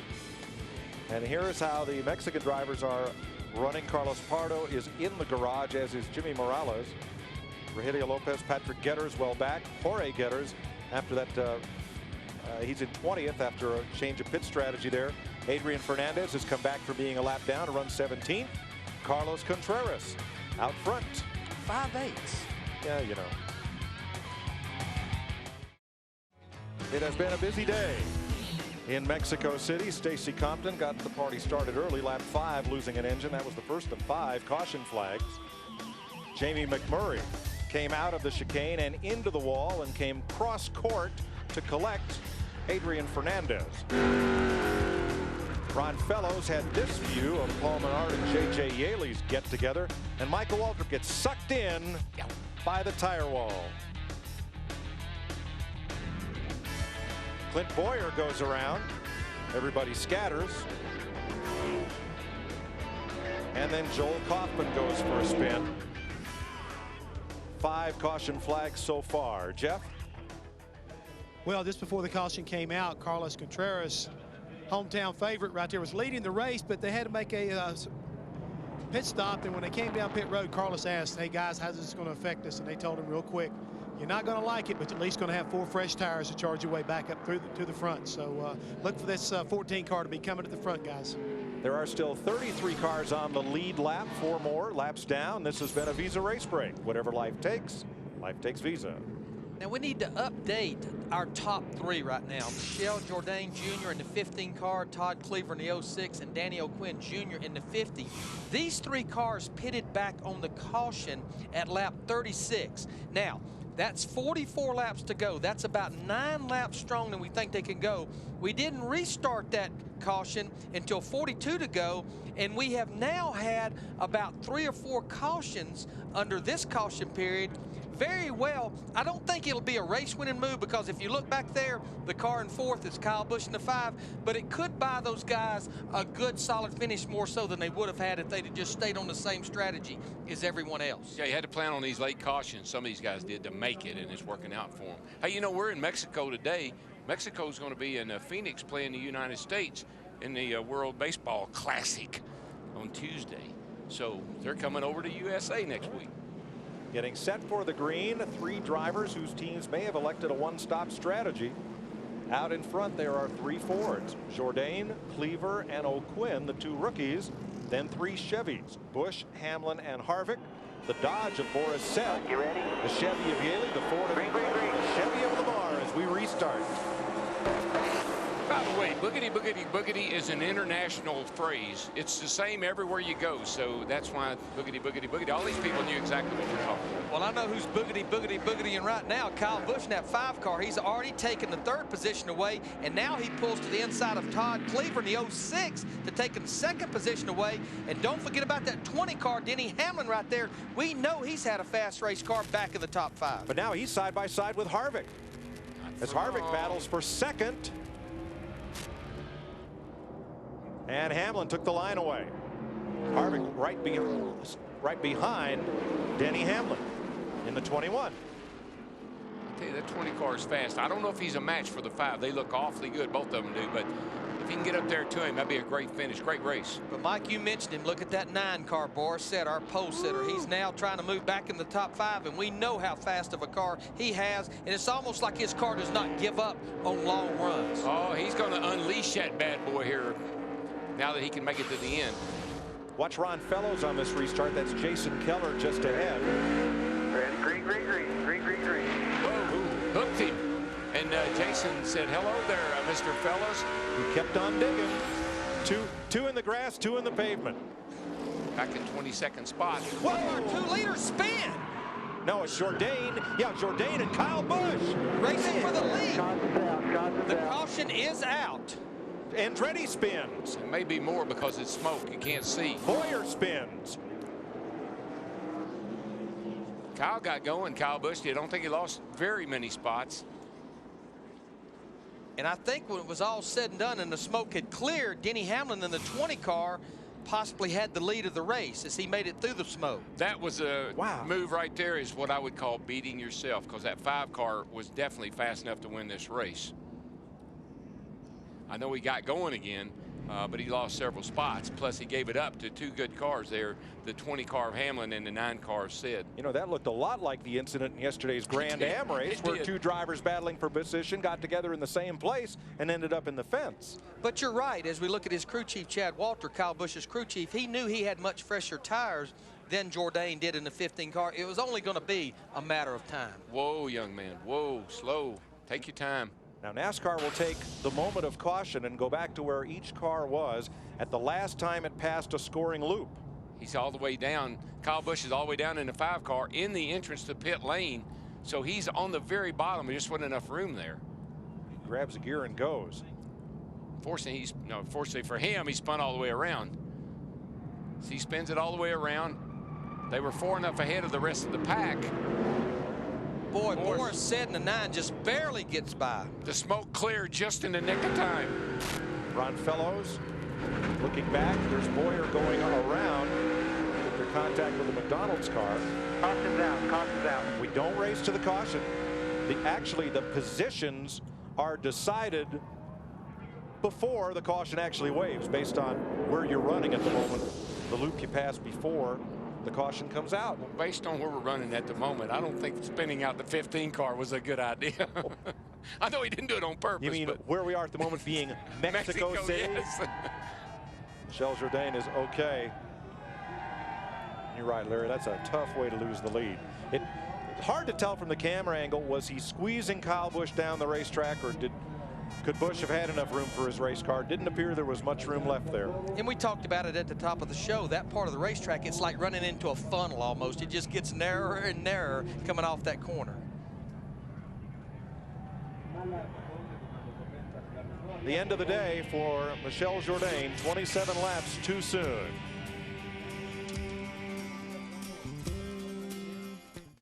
Second, here's our Allstate's Good Hands driver, Allstate, official insurance partner of NASCAR. After this contact, Kyle Busch needed some good hands to spin that car back the right way around and get going. But watch Boris Said. He's the man with the hands as he threads his way through here and just misses Kyle Busch. Now, Kyle Busch is not in terrible shape. He's, what is he, 6th there, Larry?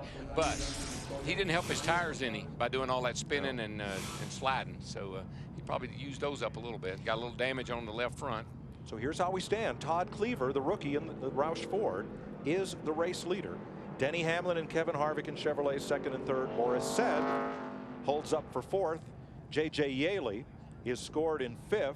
And Kyle Busch is inserted where he comes back running after that spin. Doesn't have to go all the way to the back, even though he was involved in bringing out the caution. He got going in 6th spot. Rookie Bernie Lamar, Paul Menard, Danny O'Quinn Jr., and Johnny Sauter. And just to update you on Todd Cleaver, he is on a little older tires than most of these cars. He was on pit road back on lap 36, but the thing about it, with all these cautions we've had of late, this should buy him enough fuel to make it to the end. So I've got to believe they do not plan on pitting that 06 car here with about 25 laps to go. Yeah, I believe everybody's home free now, Larry. With all these cautions, that's what they were banking on. Now it looks like scoring will update. Again, they have rechecked the scoring loops and where everyone was running, and number 20, Denny Hamlin, is scored as the leader. And there may be some other adjustments in the lineup when they come by. Michel Jourdain, you saw him walk to the ambulance. He was okay. He wanted to wait until the field came by, but they ushered him into the ambulance. His car has gone off on the rollback, and he is out of the race. Joining Morales, Michael Waltrip, Randy LaJoie, Carlo Pardo, and Stacy Compton. And just to update you also on Todd Cleaver, remember at the top of the show we talked about not a lot of experience. Todd Cleaver has never been on a road course before. And in fact, how he got a lot of experience road course racing is they built a two-seater car and went to Virginia International Raceway with Boris Said, and they swapped back and forth between the passenger seat and the driver's seat. Now, Kyle Busch in the 5, I think he knows those tires are probably in trouble. He hits pit road for 4 tires and full of fuel to go to the end.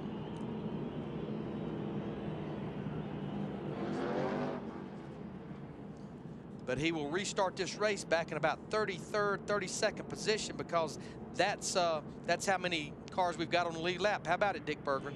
Well, shortly after he spun out, Kyle Busch got on the radio and said, "I'm sorry, I should not have done that."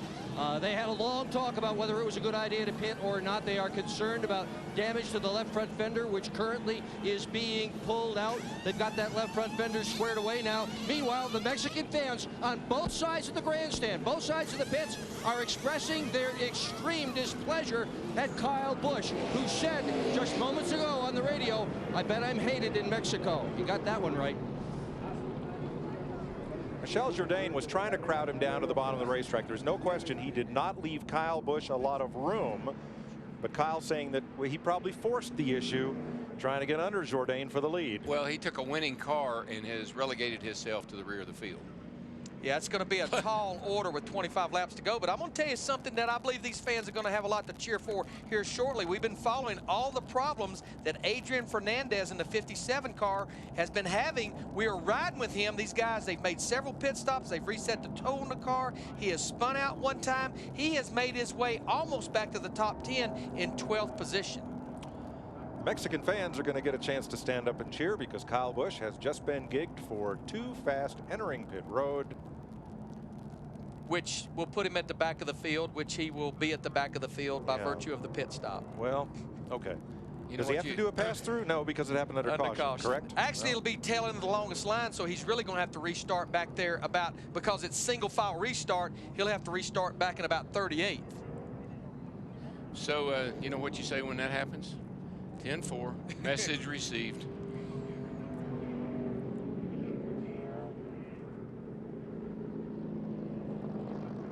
But he definitely, I think, had the car to beat here today based on what we've watched these last 15, 20 laps. The 20 and the 5 were the two at the class of field. Now, we don't know about Boris because he's been kind of working his way back up there. We'll see what he's got. And Paul Tracy has gotten into the back of somebody, which has kind of halted his forward progress at 13th place. And I've got to believe that had to happen over in turn 7 and 8 as these cars were stacking up when Kyle Busch and Michel Jourdain got together. Yeah, if you look at the back of Adrian's car, it's all stoved up in the back. So you look at the front of the 4 car, Paul Tracy, his is all stoved down in the front. So I'd say that's where they come together. You take a big, rounded, sweeping, slightly banked, blind entry corner, and you fill it with smoke. Yeah, hello. There's the results. Hello. Paul Tracy in the 4 car, sitting up there in the 13th position, as we've got going to have 24 laps to go. The old Gecko's voice went up a notch, I think.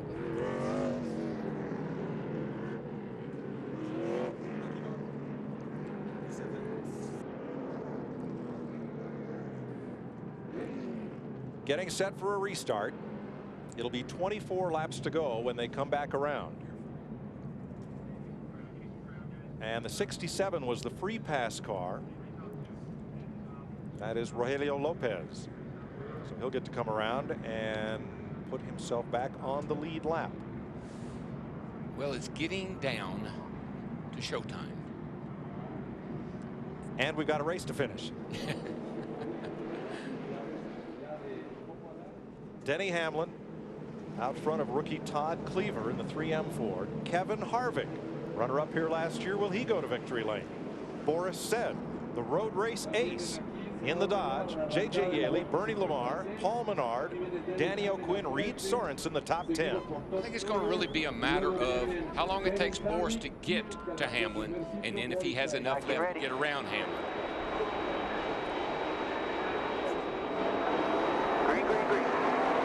Oh boy, Cleaver left the inside or the outside there wide open, and Kevin Harvick jumped all over. 21 car definitely filled it, and there comes Boris Said in that 9 car. He won't set 3rd position away from Cleaver as well. That was a real rookie mistake right there to give up that spot. Said to the inside on Cleaver. Darrell, was it a mistake or was it a move to let the car on faster tires not have to fight him into turn one? I don't know if a rookie can think about all that at one time or not, but that would make a lot of sense. If it was a good move. We'll give him benefit of the doubt. Okay.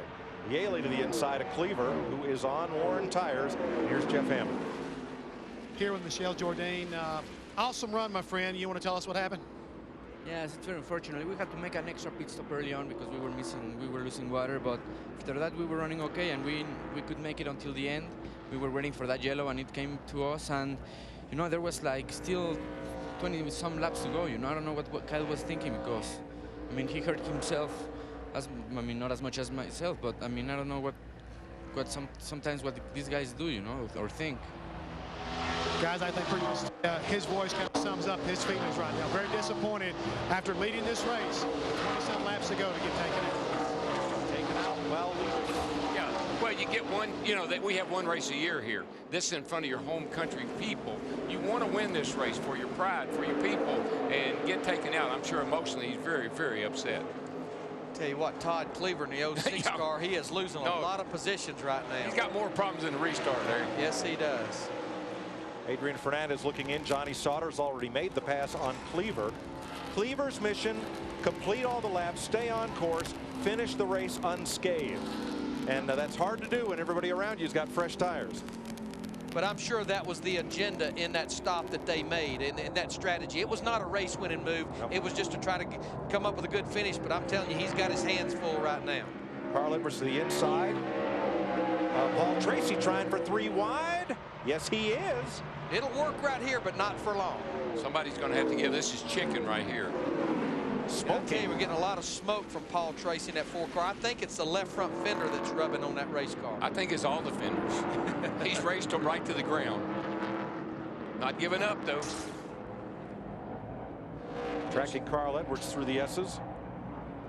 And Jorge Getter's closing in the 66. Getting desperate back in here now, guys. Everybody knows they got to get what they can. Second place, Boris said. That's Kevin Harvick in blue.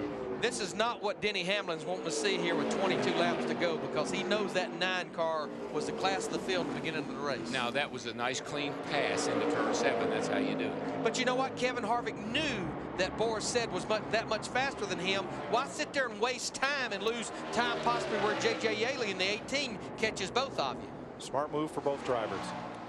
Tracy he's putting up a smoke screen. I don't know if anybody can pass him or not. They can't see him. Yeah, top of your screen. That can't last. That's too bad. He was having a great run, doing a good job. But I think his day's going to come to an end here very, very soon.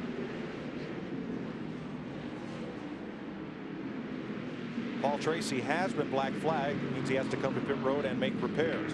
Where is Kyle Busch? Way back here in 27th place, trying to gain some ground after having to restart at the tail end of the field for being too fast entering the pits. And yeah, right now he's almost 20 seconds behind our leader Denny Hamlin in the 20 car, plus a lot of cars. What Hamlin needs to do right now is just cool out until Boris catches him. Boris is going to catch him, but he needs to save a little bit so that he'll be able to hold Boris off once he gets there. He's not going to get away from him, so you might as well save a little something and have something left for a fight. And focus out the windshield, not in that rearview mirror. When you're looking back, you're losing time. That's exactly right. Hit your marks. Last time by, Boris said, was 2.7 seconds behind Hamlin. And that was when he made the pass on Harvick. Yeah, no question he's gaining on him. Uh-oh.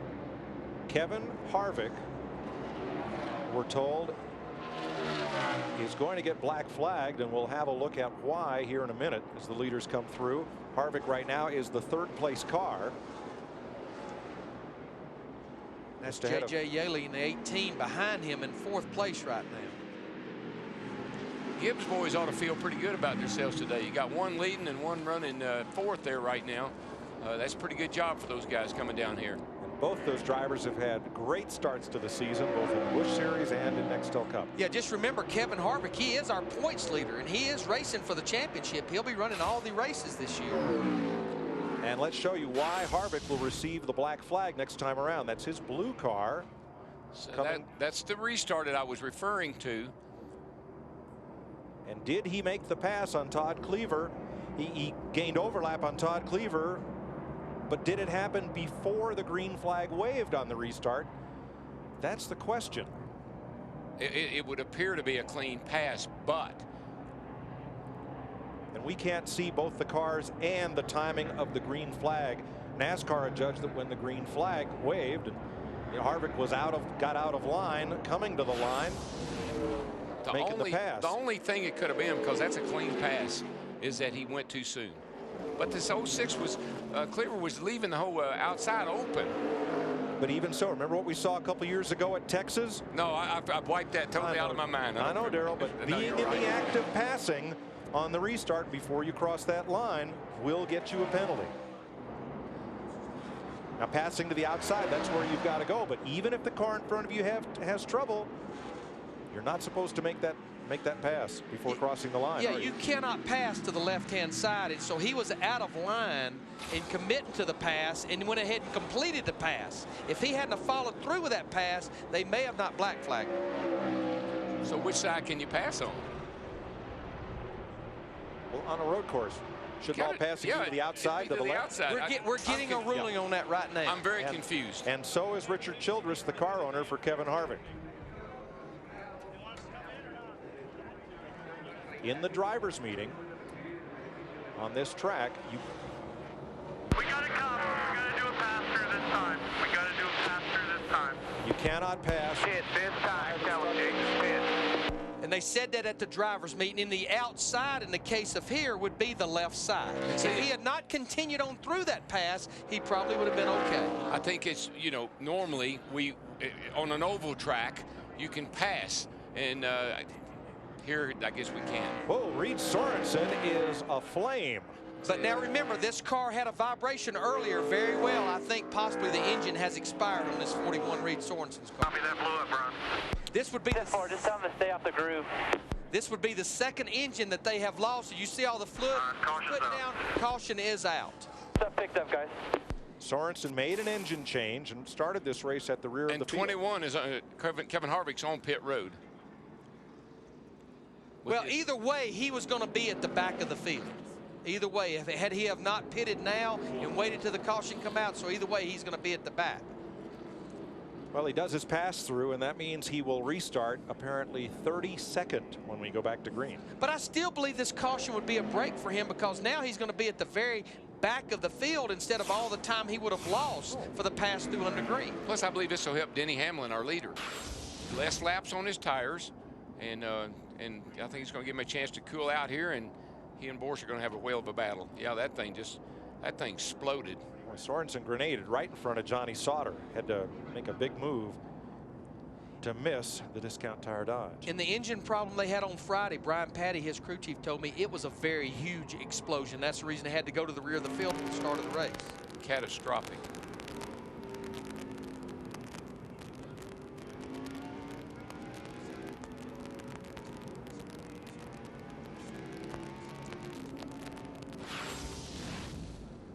Paul Menard running in 18 when you come by this time. 18 left. Fellow with a lot of road course experience.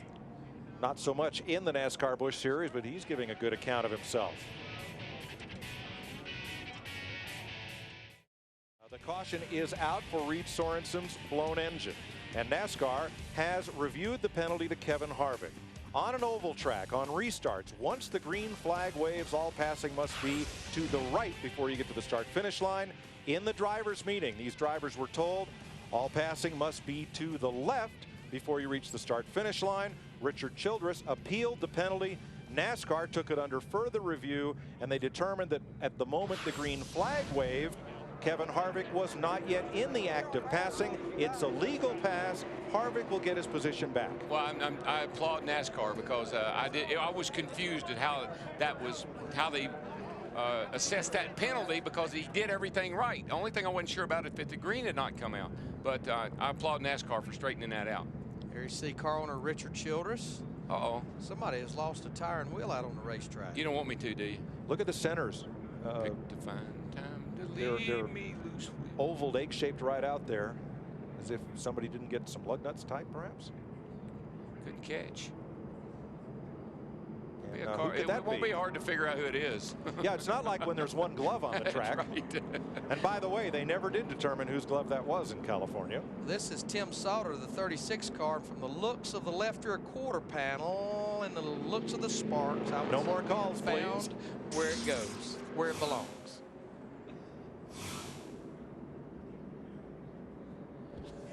So Kevin Harvick is put back in second behind Boris Said, or behind Said, Harvick. And then here's Paul Menard, who's had a great run here today and brings a new sponsor to the series. Right now, Mr. Menard and that 11 car is sitting up there in the top 5 in 5th position. And I think definitely people has probably underestimated Paul Menard's road racing ability. He's actually had a lot of success. He has a lucky dog and pace car lights are off. Kenny Wallace got the free pass on this one. I think we've underestimated him. I mean, in all of his abilities. He is, but probably in my opinion, after about middle of last year, the most improved Busch driver out there. He's really got his act together. When they take the green flag, there'll be 16 laps left in the Telcel-Motorola 200, presented by Banamex. Even have the wave in Mexico City. Turned it back on, not going green. Waved off the restart. Jason Keller makes a pit stop. He's the last car on the lead lap. The last of 32 cars that are on the lead lap here. As we get set for what most of these drivers hope will be the final restart of the afternoon. You're watching NASCAR on Fox.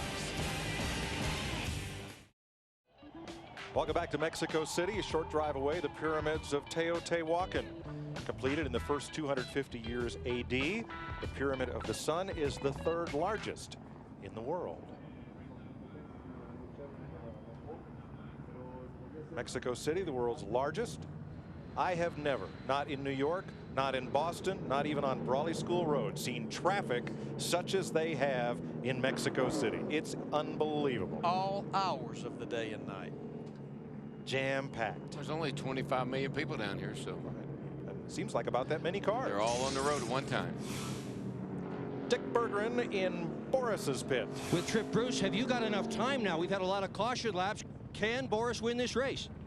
I think we're going 16 green here to the end, and that's plenty of time. You know, he's conserved the car to this point. I haven't seen him run real hard all weekend since we've been out here. So, you know, it's up to him now, and he can get it done. We know that, and that's why we came down here with him to win this race. So we're in the spot we tried to be in all week. This is what we planned for. So.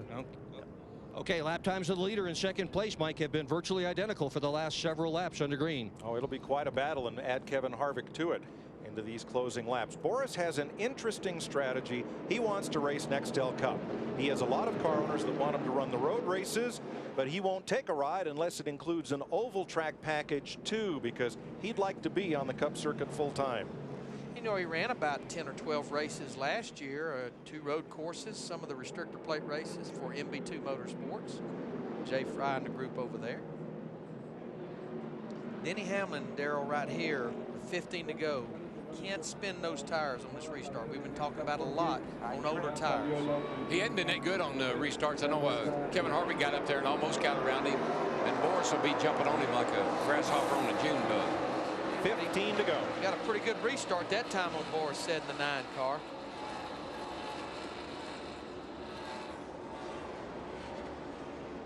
He knows. This is when you find out who's been holding back. What's left.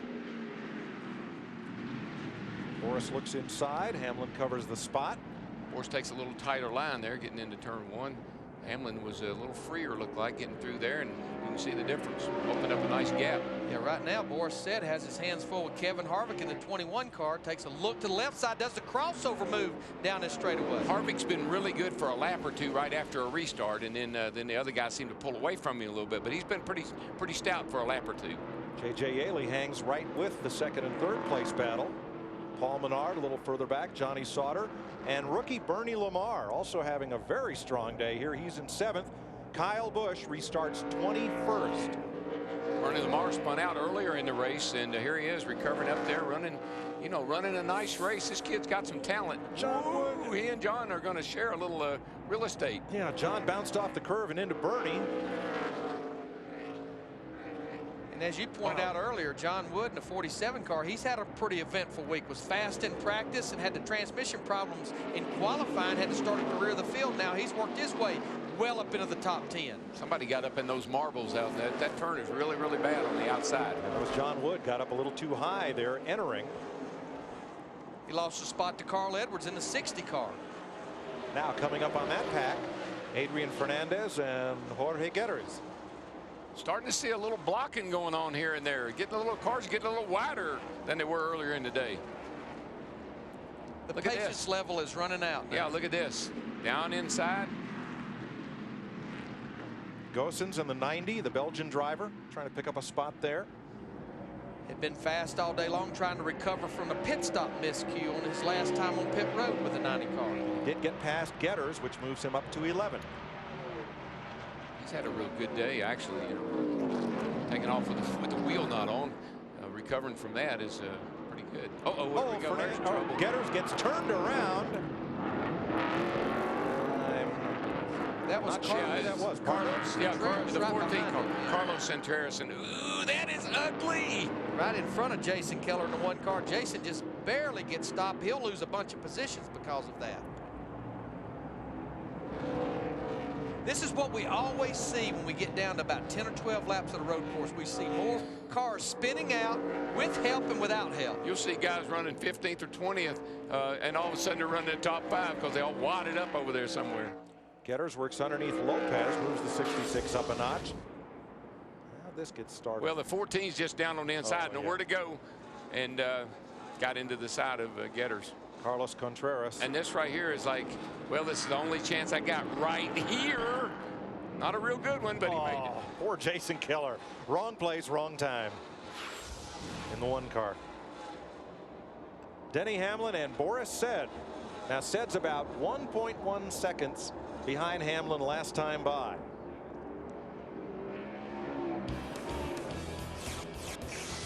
Still 13 laps to go. Anything can happen. Oh, yeah. Hamlin is trying to open it up on Boris Said. He's now 1.7 seconds ahead. Adrian Fernandez has moved up to 9th. And Mark Goossens has climbed into the top 10 at the expense of Bernie Lamar. Trying to march back to the front, Kyle Busch has climbed to 15th. I know that Denny is Hamlin in the 20 car has got a nice lead there, but I hope he's not running the tires off of that thing, and Boris maybe is sitting back there being a little wiser and managing his stuff a little bit better. 11 laps to go. It's a long time. Meanwhile, you see Boris Said in the 9. He has definitely pulled away from Kevin Harvick in the 21. You talked about it. It's almost like Kevin Harvick is just good on colder tires right after a restart. Yeah, and you watch the 2 cars. Watch the 20. He's sliding that thing around quite a bit. And Boris is very smooth and precise. But I think it's just so important. Denny Hamlin looks out that windshield, hit those marks. He got a little debris there on the 9 car, Boris said, that hope his water temperature, you better keep an eye on that. Those Dodges are real bad about overheating anyway. It'll definitely put a little more front downforce in the car and help the drag, but yeah, as hot as it is, it could definitely overheat that engine, because that's where the air goes through to cool the water in the radiator. And he's going to have to hustle to get up, you get up behind the car in front of you, create a vacuum there and pull it off, but he's got a ways to go to make that happen. He's 1.8 seconds back. He lost a 10th to Hamlin that lap, and there's a couple of different lines up there in the S's. I think Boris is a little tight there in 1. He kind of slides it out a little bit further than Denny does. Denny's car seems to be real free. And Harvick has fallen to pressure, or he's under pressure from J.J. Yaley, Paul Menard, and Johnny Sauter. Tell you what, Johnny Sauter in that orange 00 car, he's had a good solid weekend. Was fast in practice, qualified up there in the top 3, and just been good solid run. West crew chief Harold Holley has had an incredible amount of success with these Busch cars. Think about Bobby Hamilton Jr. Jeff Green won the championship, and I think he's really got this thing on, got this program turned around right here and got it going good.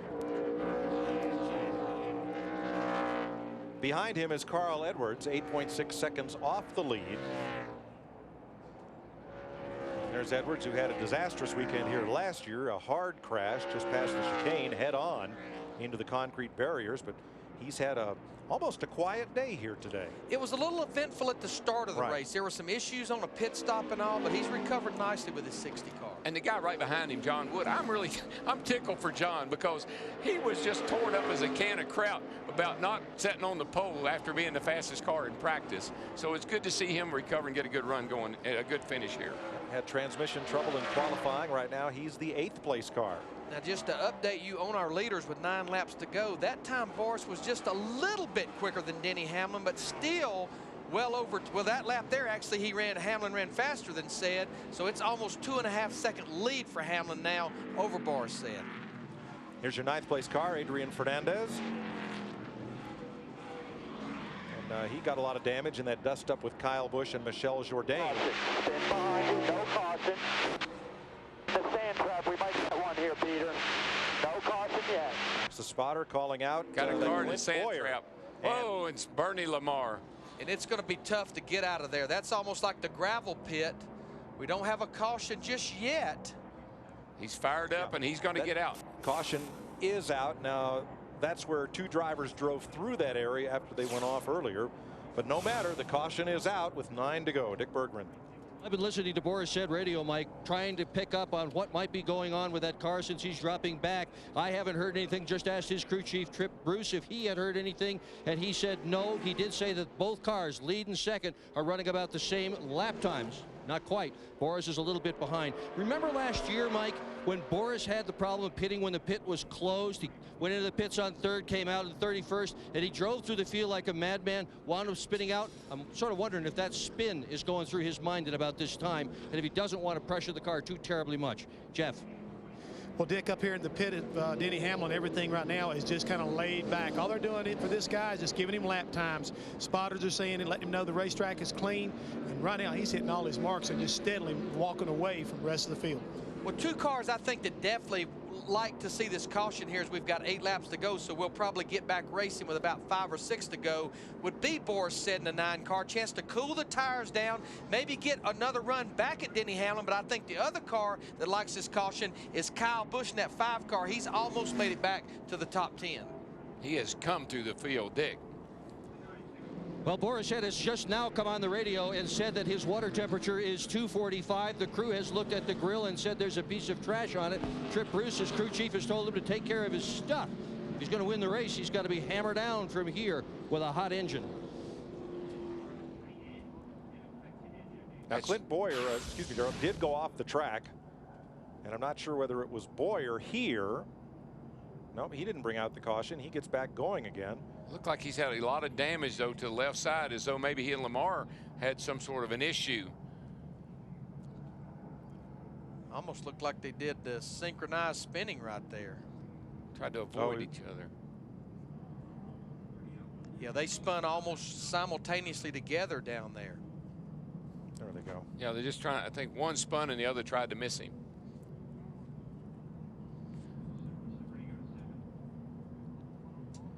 Clint Boyer and the 2 got back going. Bernie Lamar trying to drive out of that gravel pit and possibly get over there to that grassy area. Just couldn't quite get out of there and couldn't get going. So we have tied the number of caution flags from last year's race at 8. And with 7 laps to go, can Denny Hamlin hold on and hold off Boris Said, Kevin Harvick, and J.J. Yeley? Harvick is really good on these restarts. For his tires cool off, he's good for a couple of laps. That could be bad news for Boris, particularly if Boris's engine's laying down just a tad on him from the overheating problem. So this could be good news for that 21 car. I think J.J. is pretty good.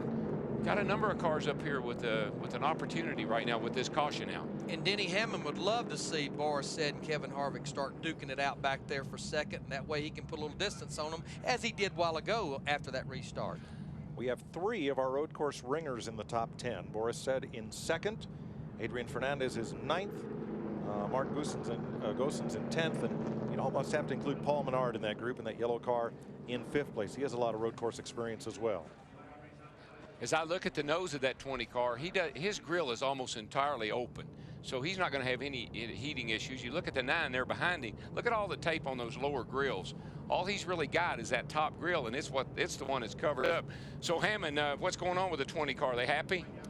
Well, Darrell, I think right now, as Denny Hamlin just called him, he said, no matter what happens, guys, you guys have done a great job. But then his crew chief, David Rogers, tried to call him back, and he said, guys, I can't hear you.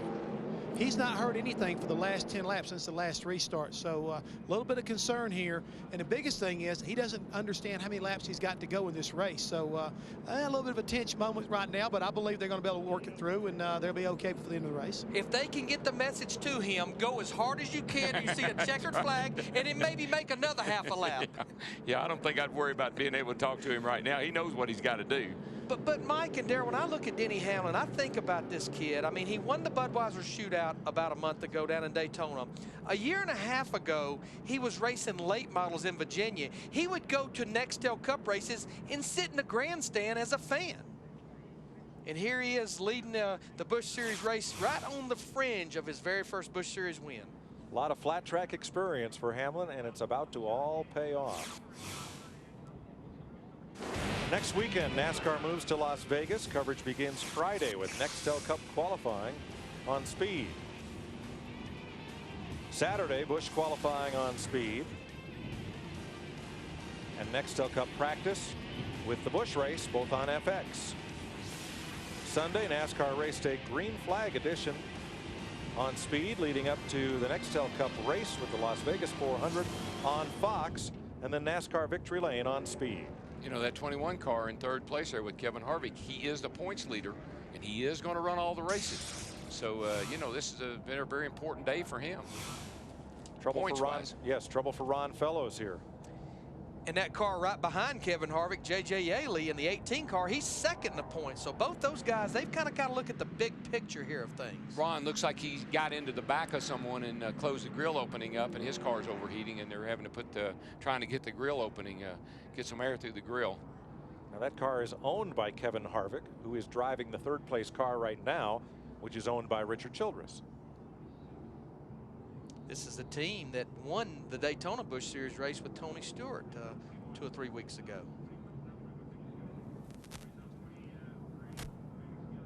See Trip Bruce, the crew chief, we talked to him a while ago. I kind of like what he had to say, Larry. We worked all weekend. We sat on pole. We worked to be in the position we're in now, and like we said in the opening, it's all up to the driver. It's in his hands. And they had a little different strategies we saw in the beginning of the race, but with enough cautions coming at the right time, it has worked out here. They're going to get a shot at it with about 6 laps to go. Strategy usually is pretty good if you got a fast car, just about any strategy. Now, since this restart will occur within 10 laps to go, all the lead lap cars, all 32 of them, are lined up before all of the cars that are 1 or more laps down. So we'll see probably a whole lot of bumping and shuffling and position change, if not hurt feelings, on the first lap after the green here. Well, you ride around here like this, your tires pick up a lot of debris. We've seen that on the racetrack. Your brakes cool off. You charge off into turn 1, and she just doesn't do the same thing she's been doing all day long. And besides that, the guy was in my way. You see Bernie Lamar at the back. He just made a pit stop, as did Danny O'Quinn. So they'll get to move up ahead of the lapped cars before we get back to green.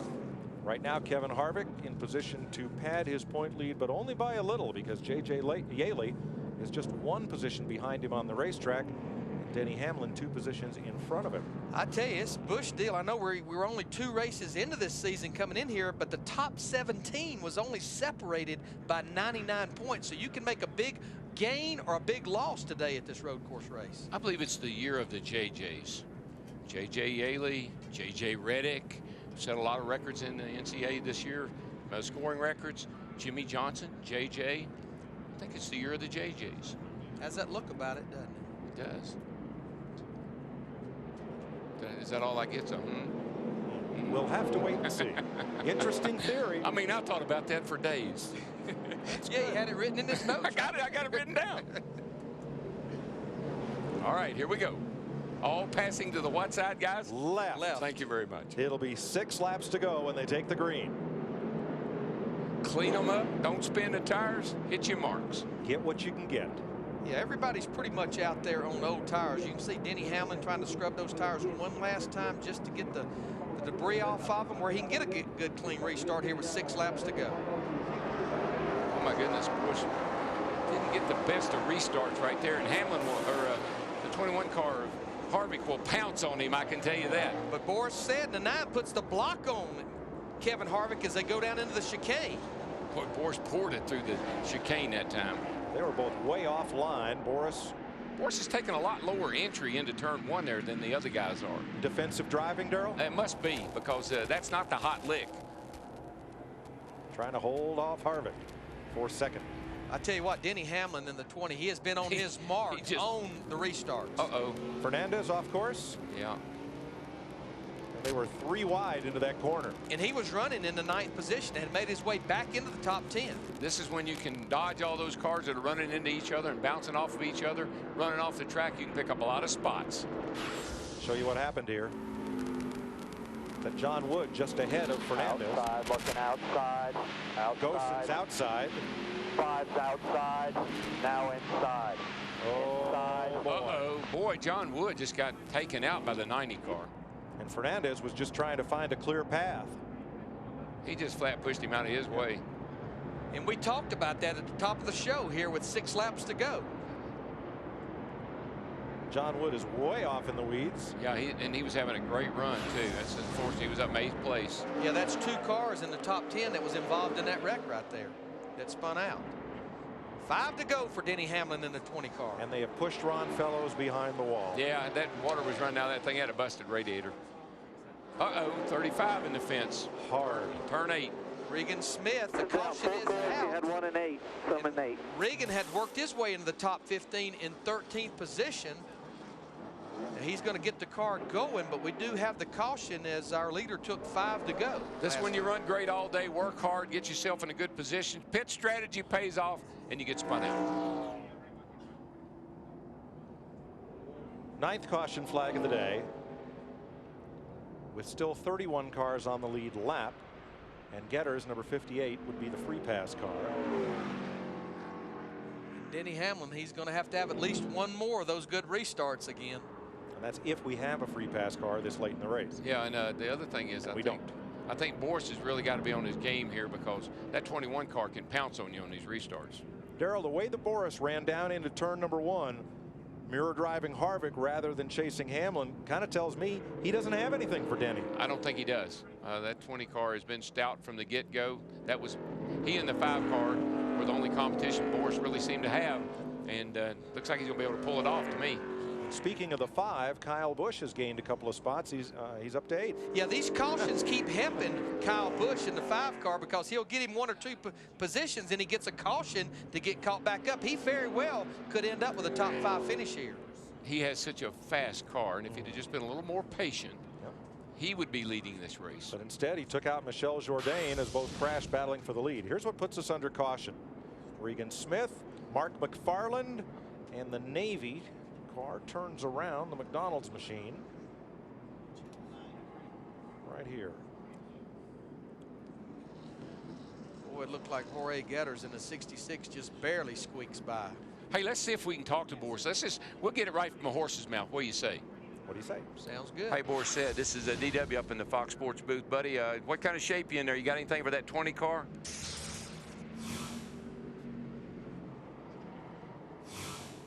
See what he says. Hey, Boris said, DW in the Fox Sports booth, bud. You got anything for that 20 car? Got anything for the 20 car, for us, or anybody else? The caution, it comes down to about 230, and then goes right up to 245 when we're running. He's talking about his water temp. Yeah, they're trying to get that worked out. Want to try him again? Are we on the right channel here, guys? Says so, yeah. Boris said, DW Fox Sports, you got us? Boris, can you hear Fox Sports calling you DW? Apparently he's got the crew, but not us. I'm not sure he's even hearing the crew. That's okay. I'll just talk to the crew. Hey, guys, y'all got anything for that 20 car? Seems to be a little bit tight right now through the S. 20 cars through there real good. That's probably what's hurting us the most. But you never know here. You know, Boris is going to give it everything. You know, 110% here. So that's where we're at. Roger, you're not worried the water temp's going to be okay? Just got a few laps to go. That seems to be maintain, and then you know yourself that's what it's got to do. Maintain, you'll be okay. Just trash on the grill. All right, bud. Thanks a lot. You think Hammond will talk to you, DW? Jeff Hammond, this DW up in the Fox Sports booth. You got me, bud? Do I got to talk to you? Hey, down here in the 20-car pit, guys, and DW, I think you can probably relate to this. That last caution flag came out, and you can imagine how Denny Hamlin felt. It's like, darn, man, I can't believe we keep having these cautions. I mean, the frustration of being able to work as hard as he's worked all day long, open up that gap on Boris said, to only have a caution flag, erase it, and put Boris right back on his back bumper. And the other thing is he's complaining about Boris kind of laying off of him and making a big gap there, trying to get a run on him. And he's told NASCAR, he said, can we do something about that? He's laying off me awful good ways, and they're not real happy about that either. Thanks, Jeff. There is Denny Hamlin. He's led almost half this race, which has 4 laps to go, and we will go to overtime if needed.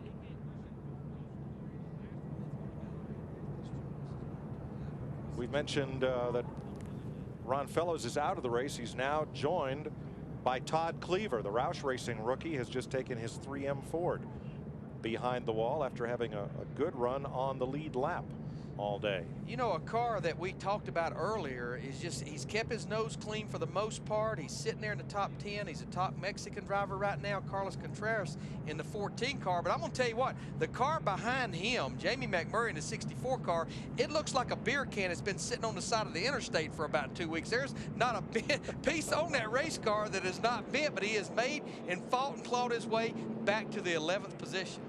Oh, I don't know. Their roof looks pretty good. Roof looks good. I have to tell you, that back end being open like that, that's probably picked him up a little speed. I bet, you don't reckon Rusty told him to pull that off here, did he? Car is a mess. Look at that thing. I don't think they had to pull it off, Darrell. Here's what happened to Jamie. Whoa, baby. He just snaps around. And then comes out and collects Adrian Fernandez, who was minding his own business, trying to get into the corner, and knocked the toe out of Fernandez's car. He has rebounded, currently runs in the 12th position. Yeah, I think it's interesting, Larry. I mean, we talk about what's more important today. Things like that happening on the track and a car all beat up? No.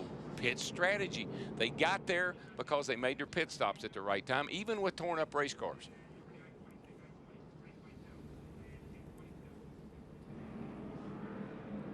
Denny Hamlin on the verge and perhaps 3 laps away from victory in Mexico. Listen, I don't care if you've done it 100 times or if this is your first time. That kid is a nervous wreck right now. His heart is pounding out of his chest. He might be acting cool and calm, but I got to tell you, when you look in that mirror and you say, man, these restarts are killing us, I just want to go home. I want to get this thing in the bank. And he was just so solid last year. He finished 5th in the points, had a lot of top 10 finishes. They just couldn't close the door on going to victory lane, and here they are 1 or 2 laps away from their first victory here, race number 3 in 2006. You think about Martin Truex down here last year. He got off to a shaky start last year, but he came here and he dominated this race, and I think it jump-started his season. And Hamlin looks like he's on the same deal. Put Truex on track to win his 2nd consecutive Busch Series championship. He is not racing in the Busch Series this year. Might make a selected start later in the season, but his intent is to concentrate on Nextel Cup exclusively. And one of the main reasons he's here is to get some seat time on a road course for Sonoma and Watkins Glen. And we've got 5 guys in the top 10 that are doing the full double duty. You got Denny Hamlin, you got Kevin Harvick, J.J. Yaley, you've got Carl Edwards, Kyle Busch. All those guys are running both full Busch and Nextel Cup schedules.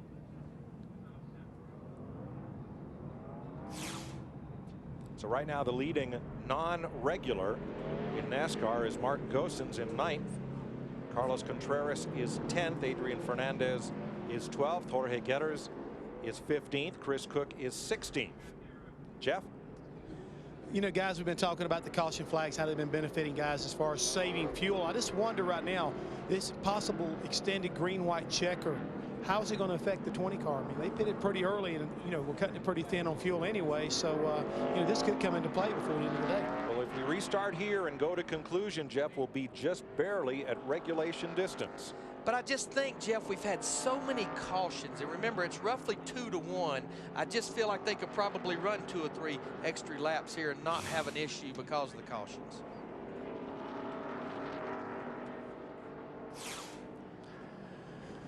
See the guy up here on the right up here. That's how the guys know they're coming to the green.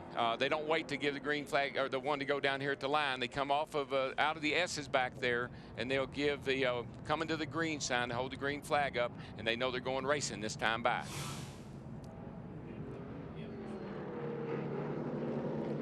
Let's see if Denny Hamlin can have another one of those good restarts again. You would think Boris Said has watched this for the last 2 or 3 times and maybe might take a little advantage a little better. The problem Boris has got is he's got to be a little defensive like we were talking about. I think he'd like to jump on the back of Hamlin, but he's also got to protect that Harvick doesn't get by him.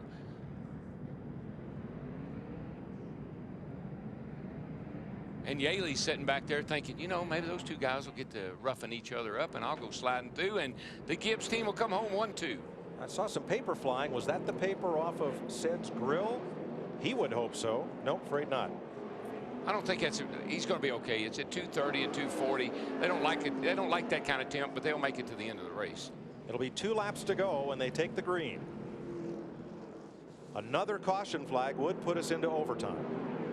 Imagine that. Want to bet? Nope.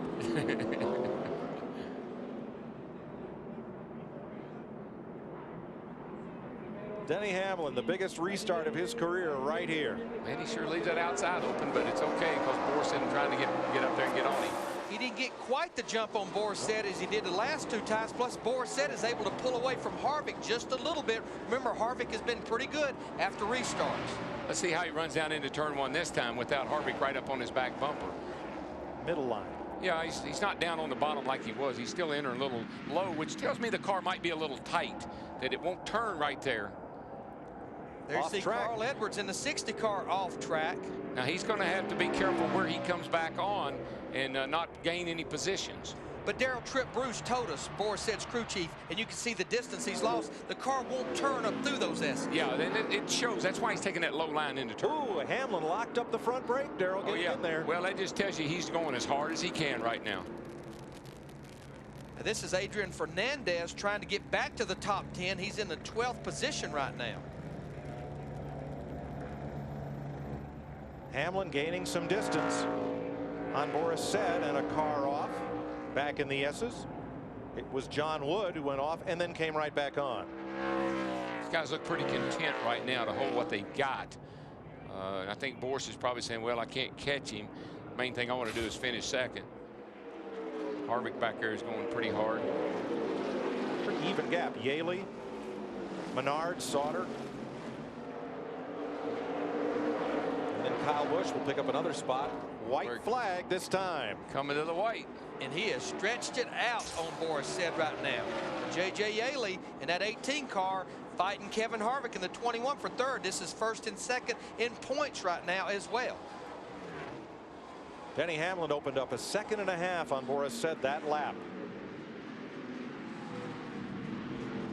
Yeah, Denny Hamlin just needs to hit his marks for about 6 more corners. Look out that windshield. The best thing for Boris Said right now is Yaley putting the pressure to third place Harvick, the blue car. Yeah, it looks like Yaley's got a little bit faster car. I don't know if he can find a spot to get by, though. Kyle Busch is up to 7th, by the way, back there. Yeah, he picked up a spot when Carl Edwards went off. And he's caught that There he back. is. Yeah, he's right there. 5 car. A little curb hopping. Yeah, but that thing is pretty, man. It's doing it just right. She's hopping those curbs and staying straight. Got the right package under that baby today. Well, he said at the top of the show, told one of our pit reporters that how is he going to do today? He says, we're going to win. Nothing like confidence. Hamlin's previous best finish in the Busch Series was 3rd last July at Loudon, New Hampshire. He finished 15th here last year. Well, it's been all about him today. It has that. Denny Hamlin in his 39th career start. Here comes Jay. Look at this. Yaley and Harvick. Harvick gets it. Didn't quite make it. Johnny Sauter beats Kyle Busch in the 5 back to the line. And you know what? I am happy for David Rogers, the crew chief for Denny Hamlin. He started out as the crew chief last year for Jason Leffler in the 11 Nextel Cup car. Things did not work out. Joe Gibbs had enough faith to keep him on board, and here he gets his very first win as a Busch Series crew chief. J.J. Yaley's crew congratulating Hamlin's crew. Denny Hamlin led half the race, 40 laps today, and scoring his first NASCAR Busch Series win in the Telcel 200 presented by Motorola. Don't you just love a first-time winner? He's fun to watch. That kid has got some talent.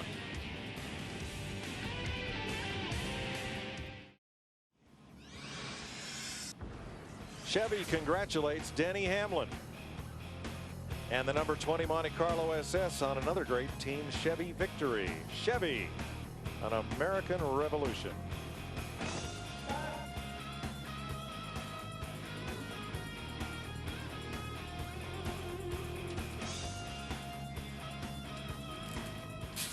For the first time in his short Busch Series career, 39 races, Denny Hamlin gets to smoke the hides and then ride what's left of victory lane.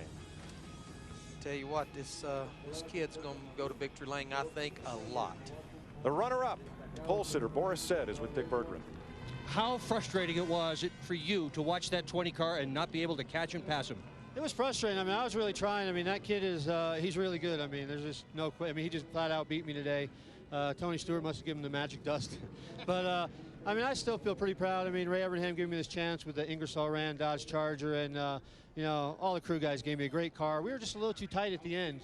And I think if I was in front of him, I probably could have kept him behind me because he was only faster than me in the S's, and I could catch him in turn one. But, you know, it was just a strange day, you know, all the different pit strategies. You know, at one point I thought, man, we're out of it. And then all of a sudden we're in it, you know, so totally different strategies with the 20 and us, and we, you know, both come out first and second. So I'm still pretty happy with second place. I'm not going to complain about that. But, you know, we had 40,000 Ingersoll Rand people probably watching on TV or the internet, and it's pretty good for them, and vitamin water. I need that now. Congratulations on a great run, Mike. Boris's previous best in the Busch Series was 4th at Watkins Glen in 2001, so this is a career best for him. Well, I guess it doesn't make you feel too bad to get beaten by one of your students. That's right. And here's Denny Hamlin about to climb out, a first-time winner in the NASCAR Busch Series.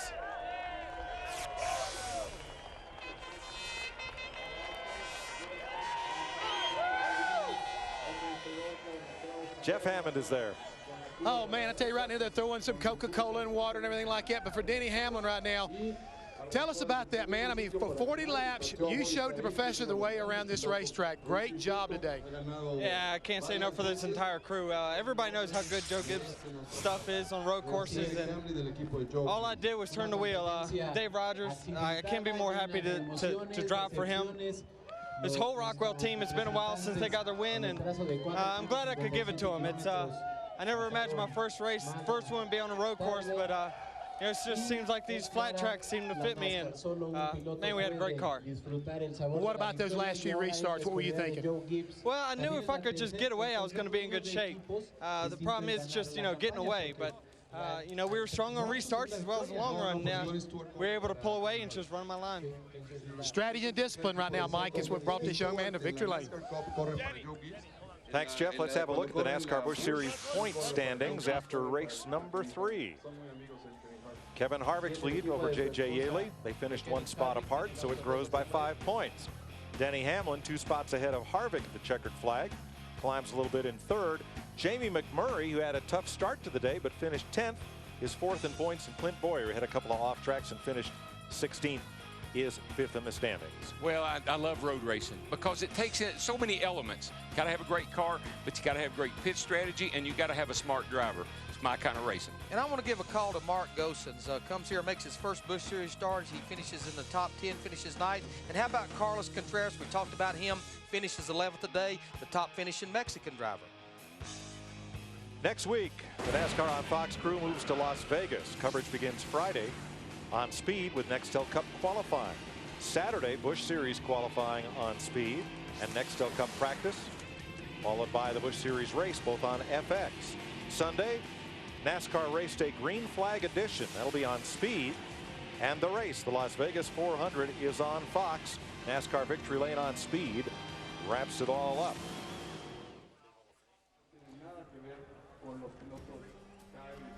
Promotional consideration paid for by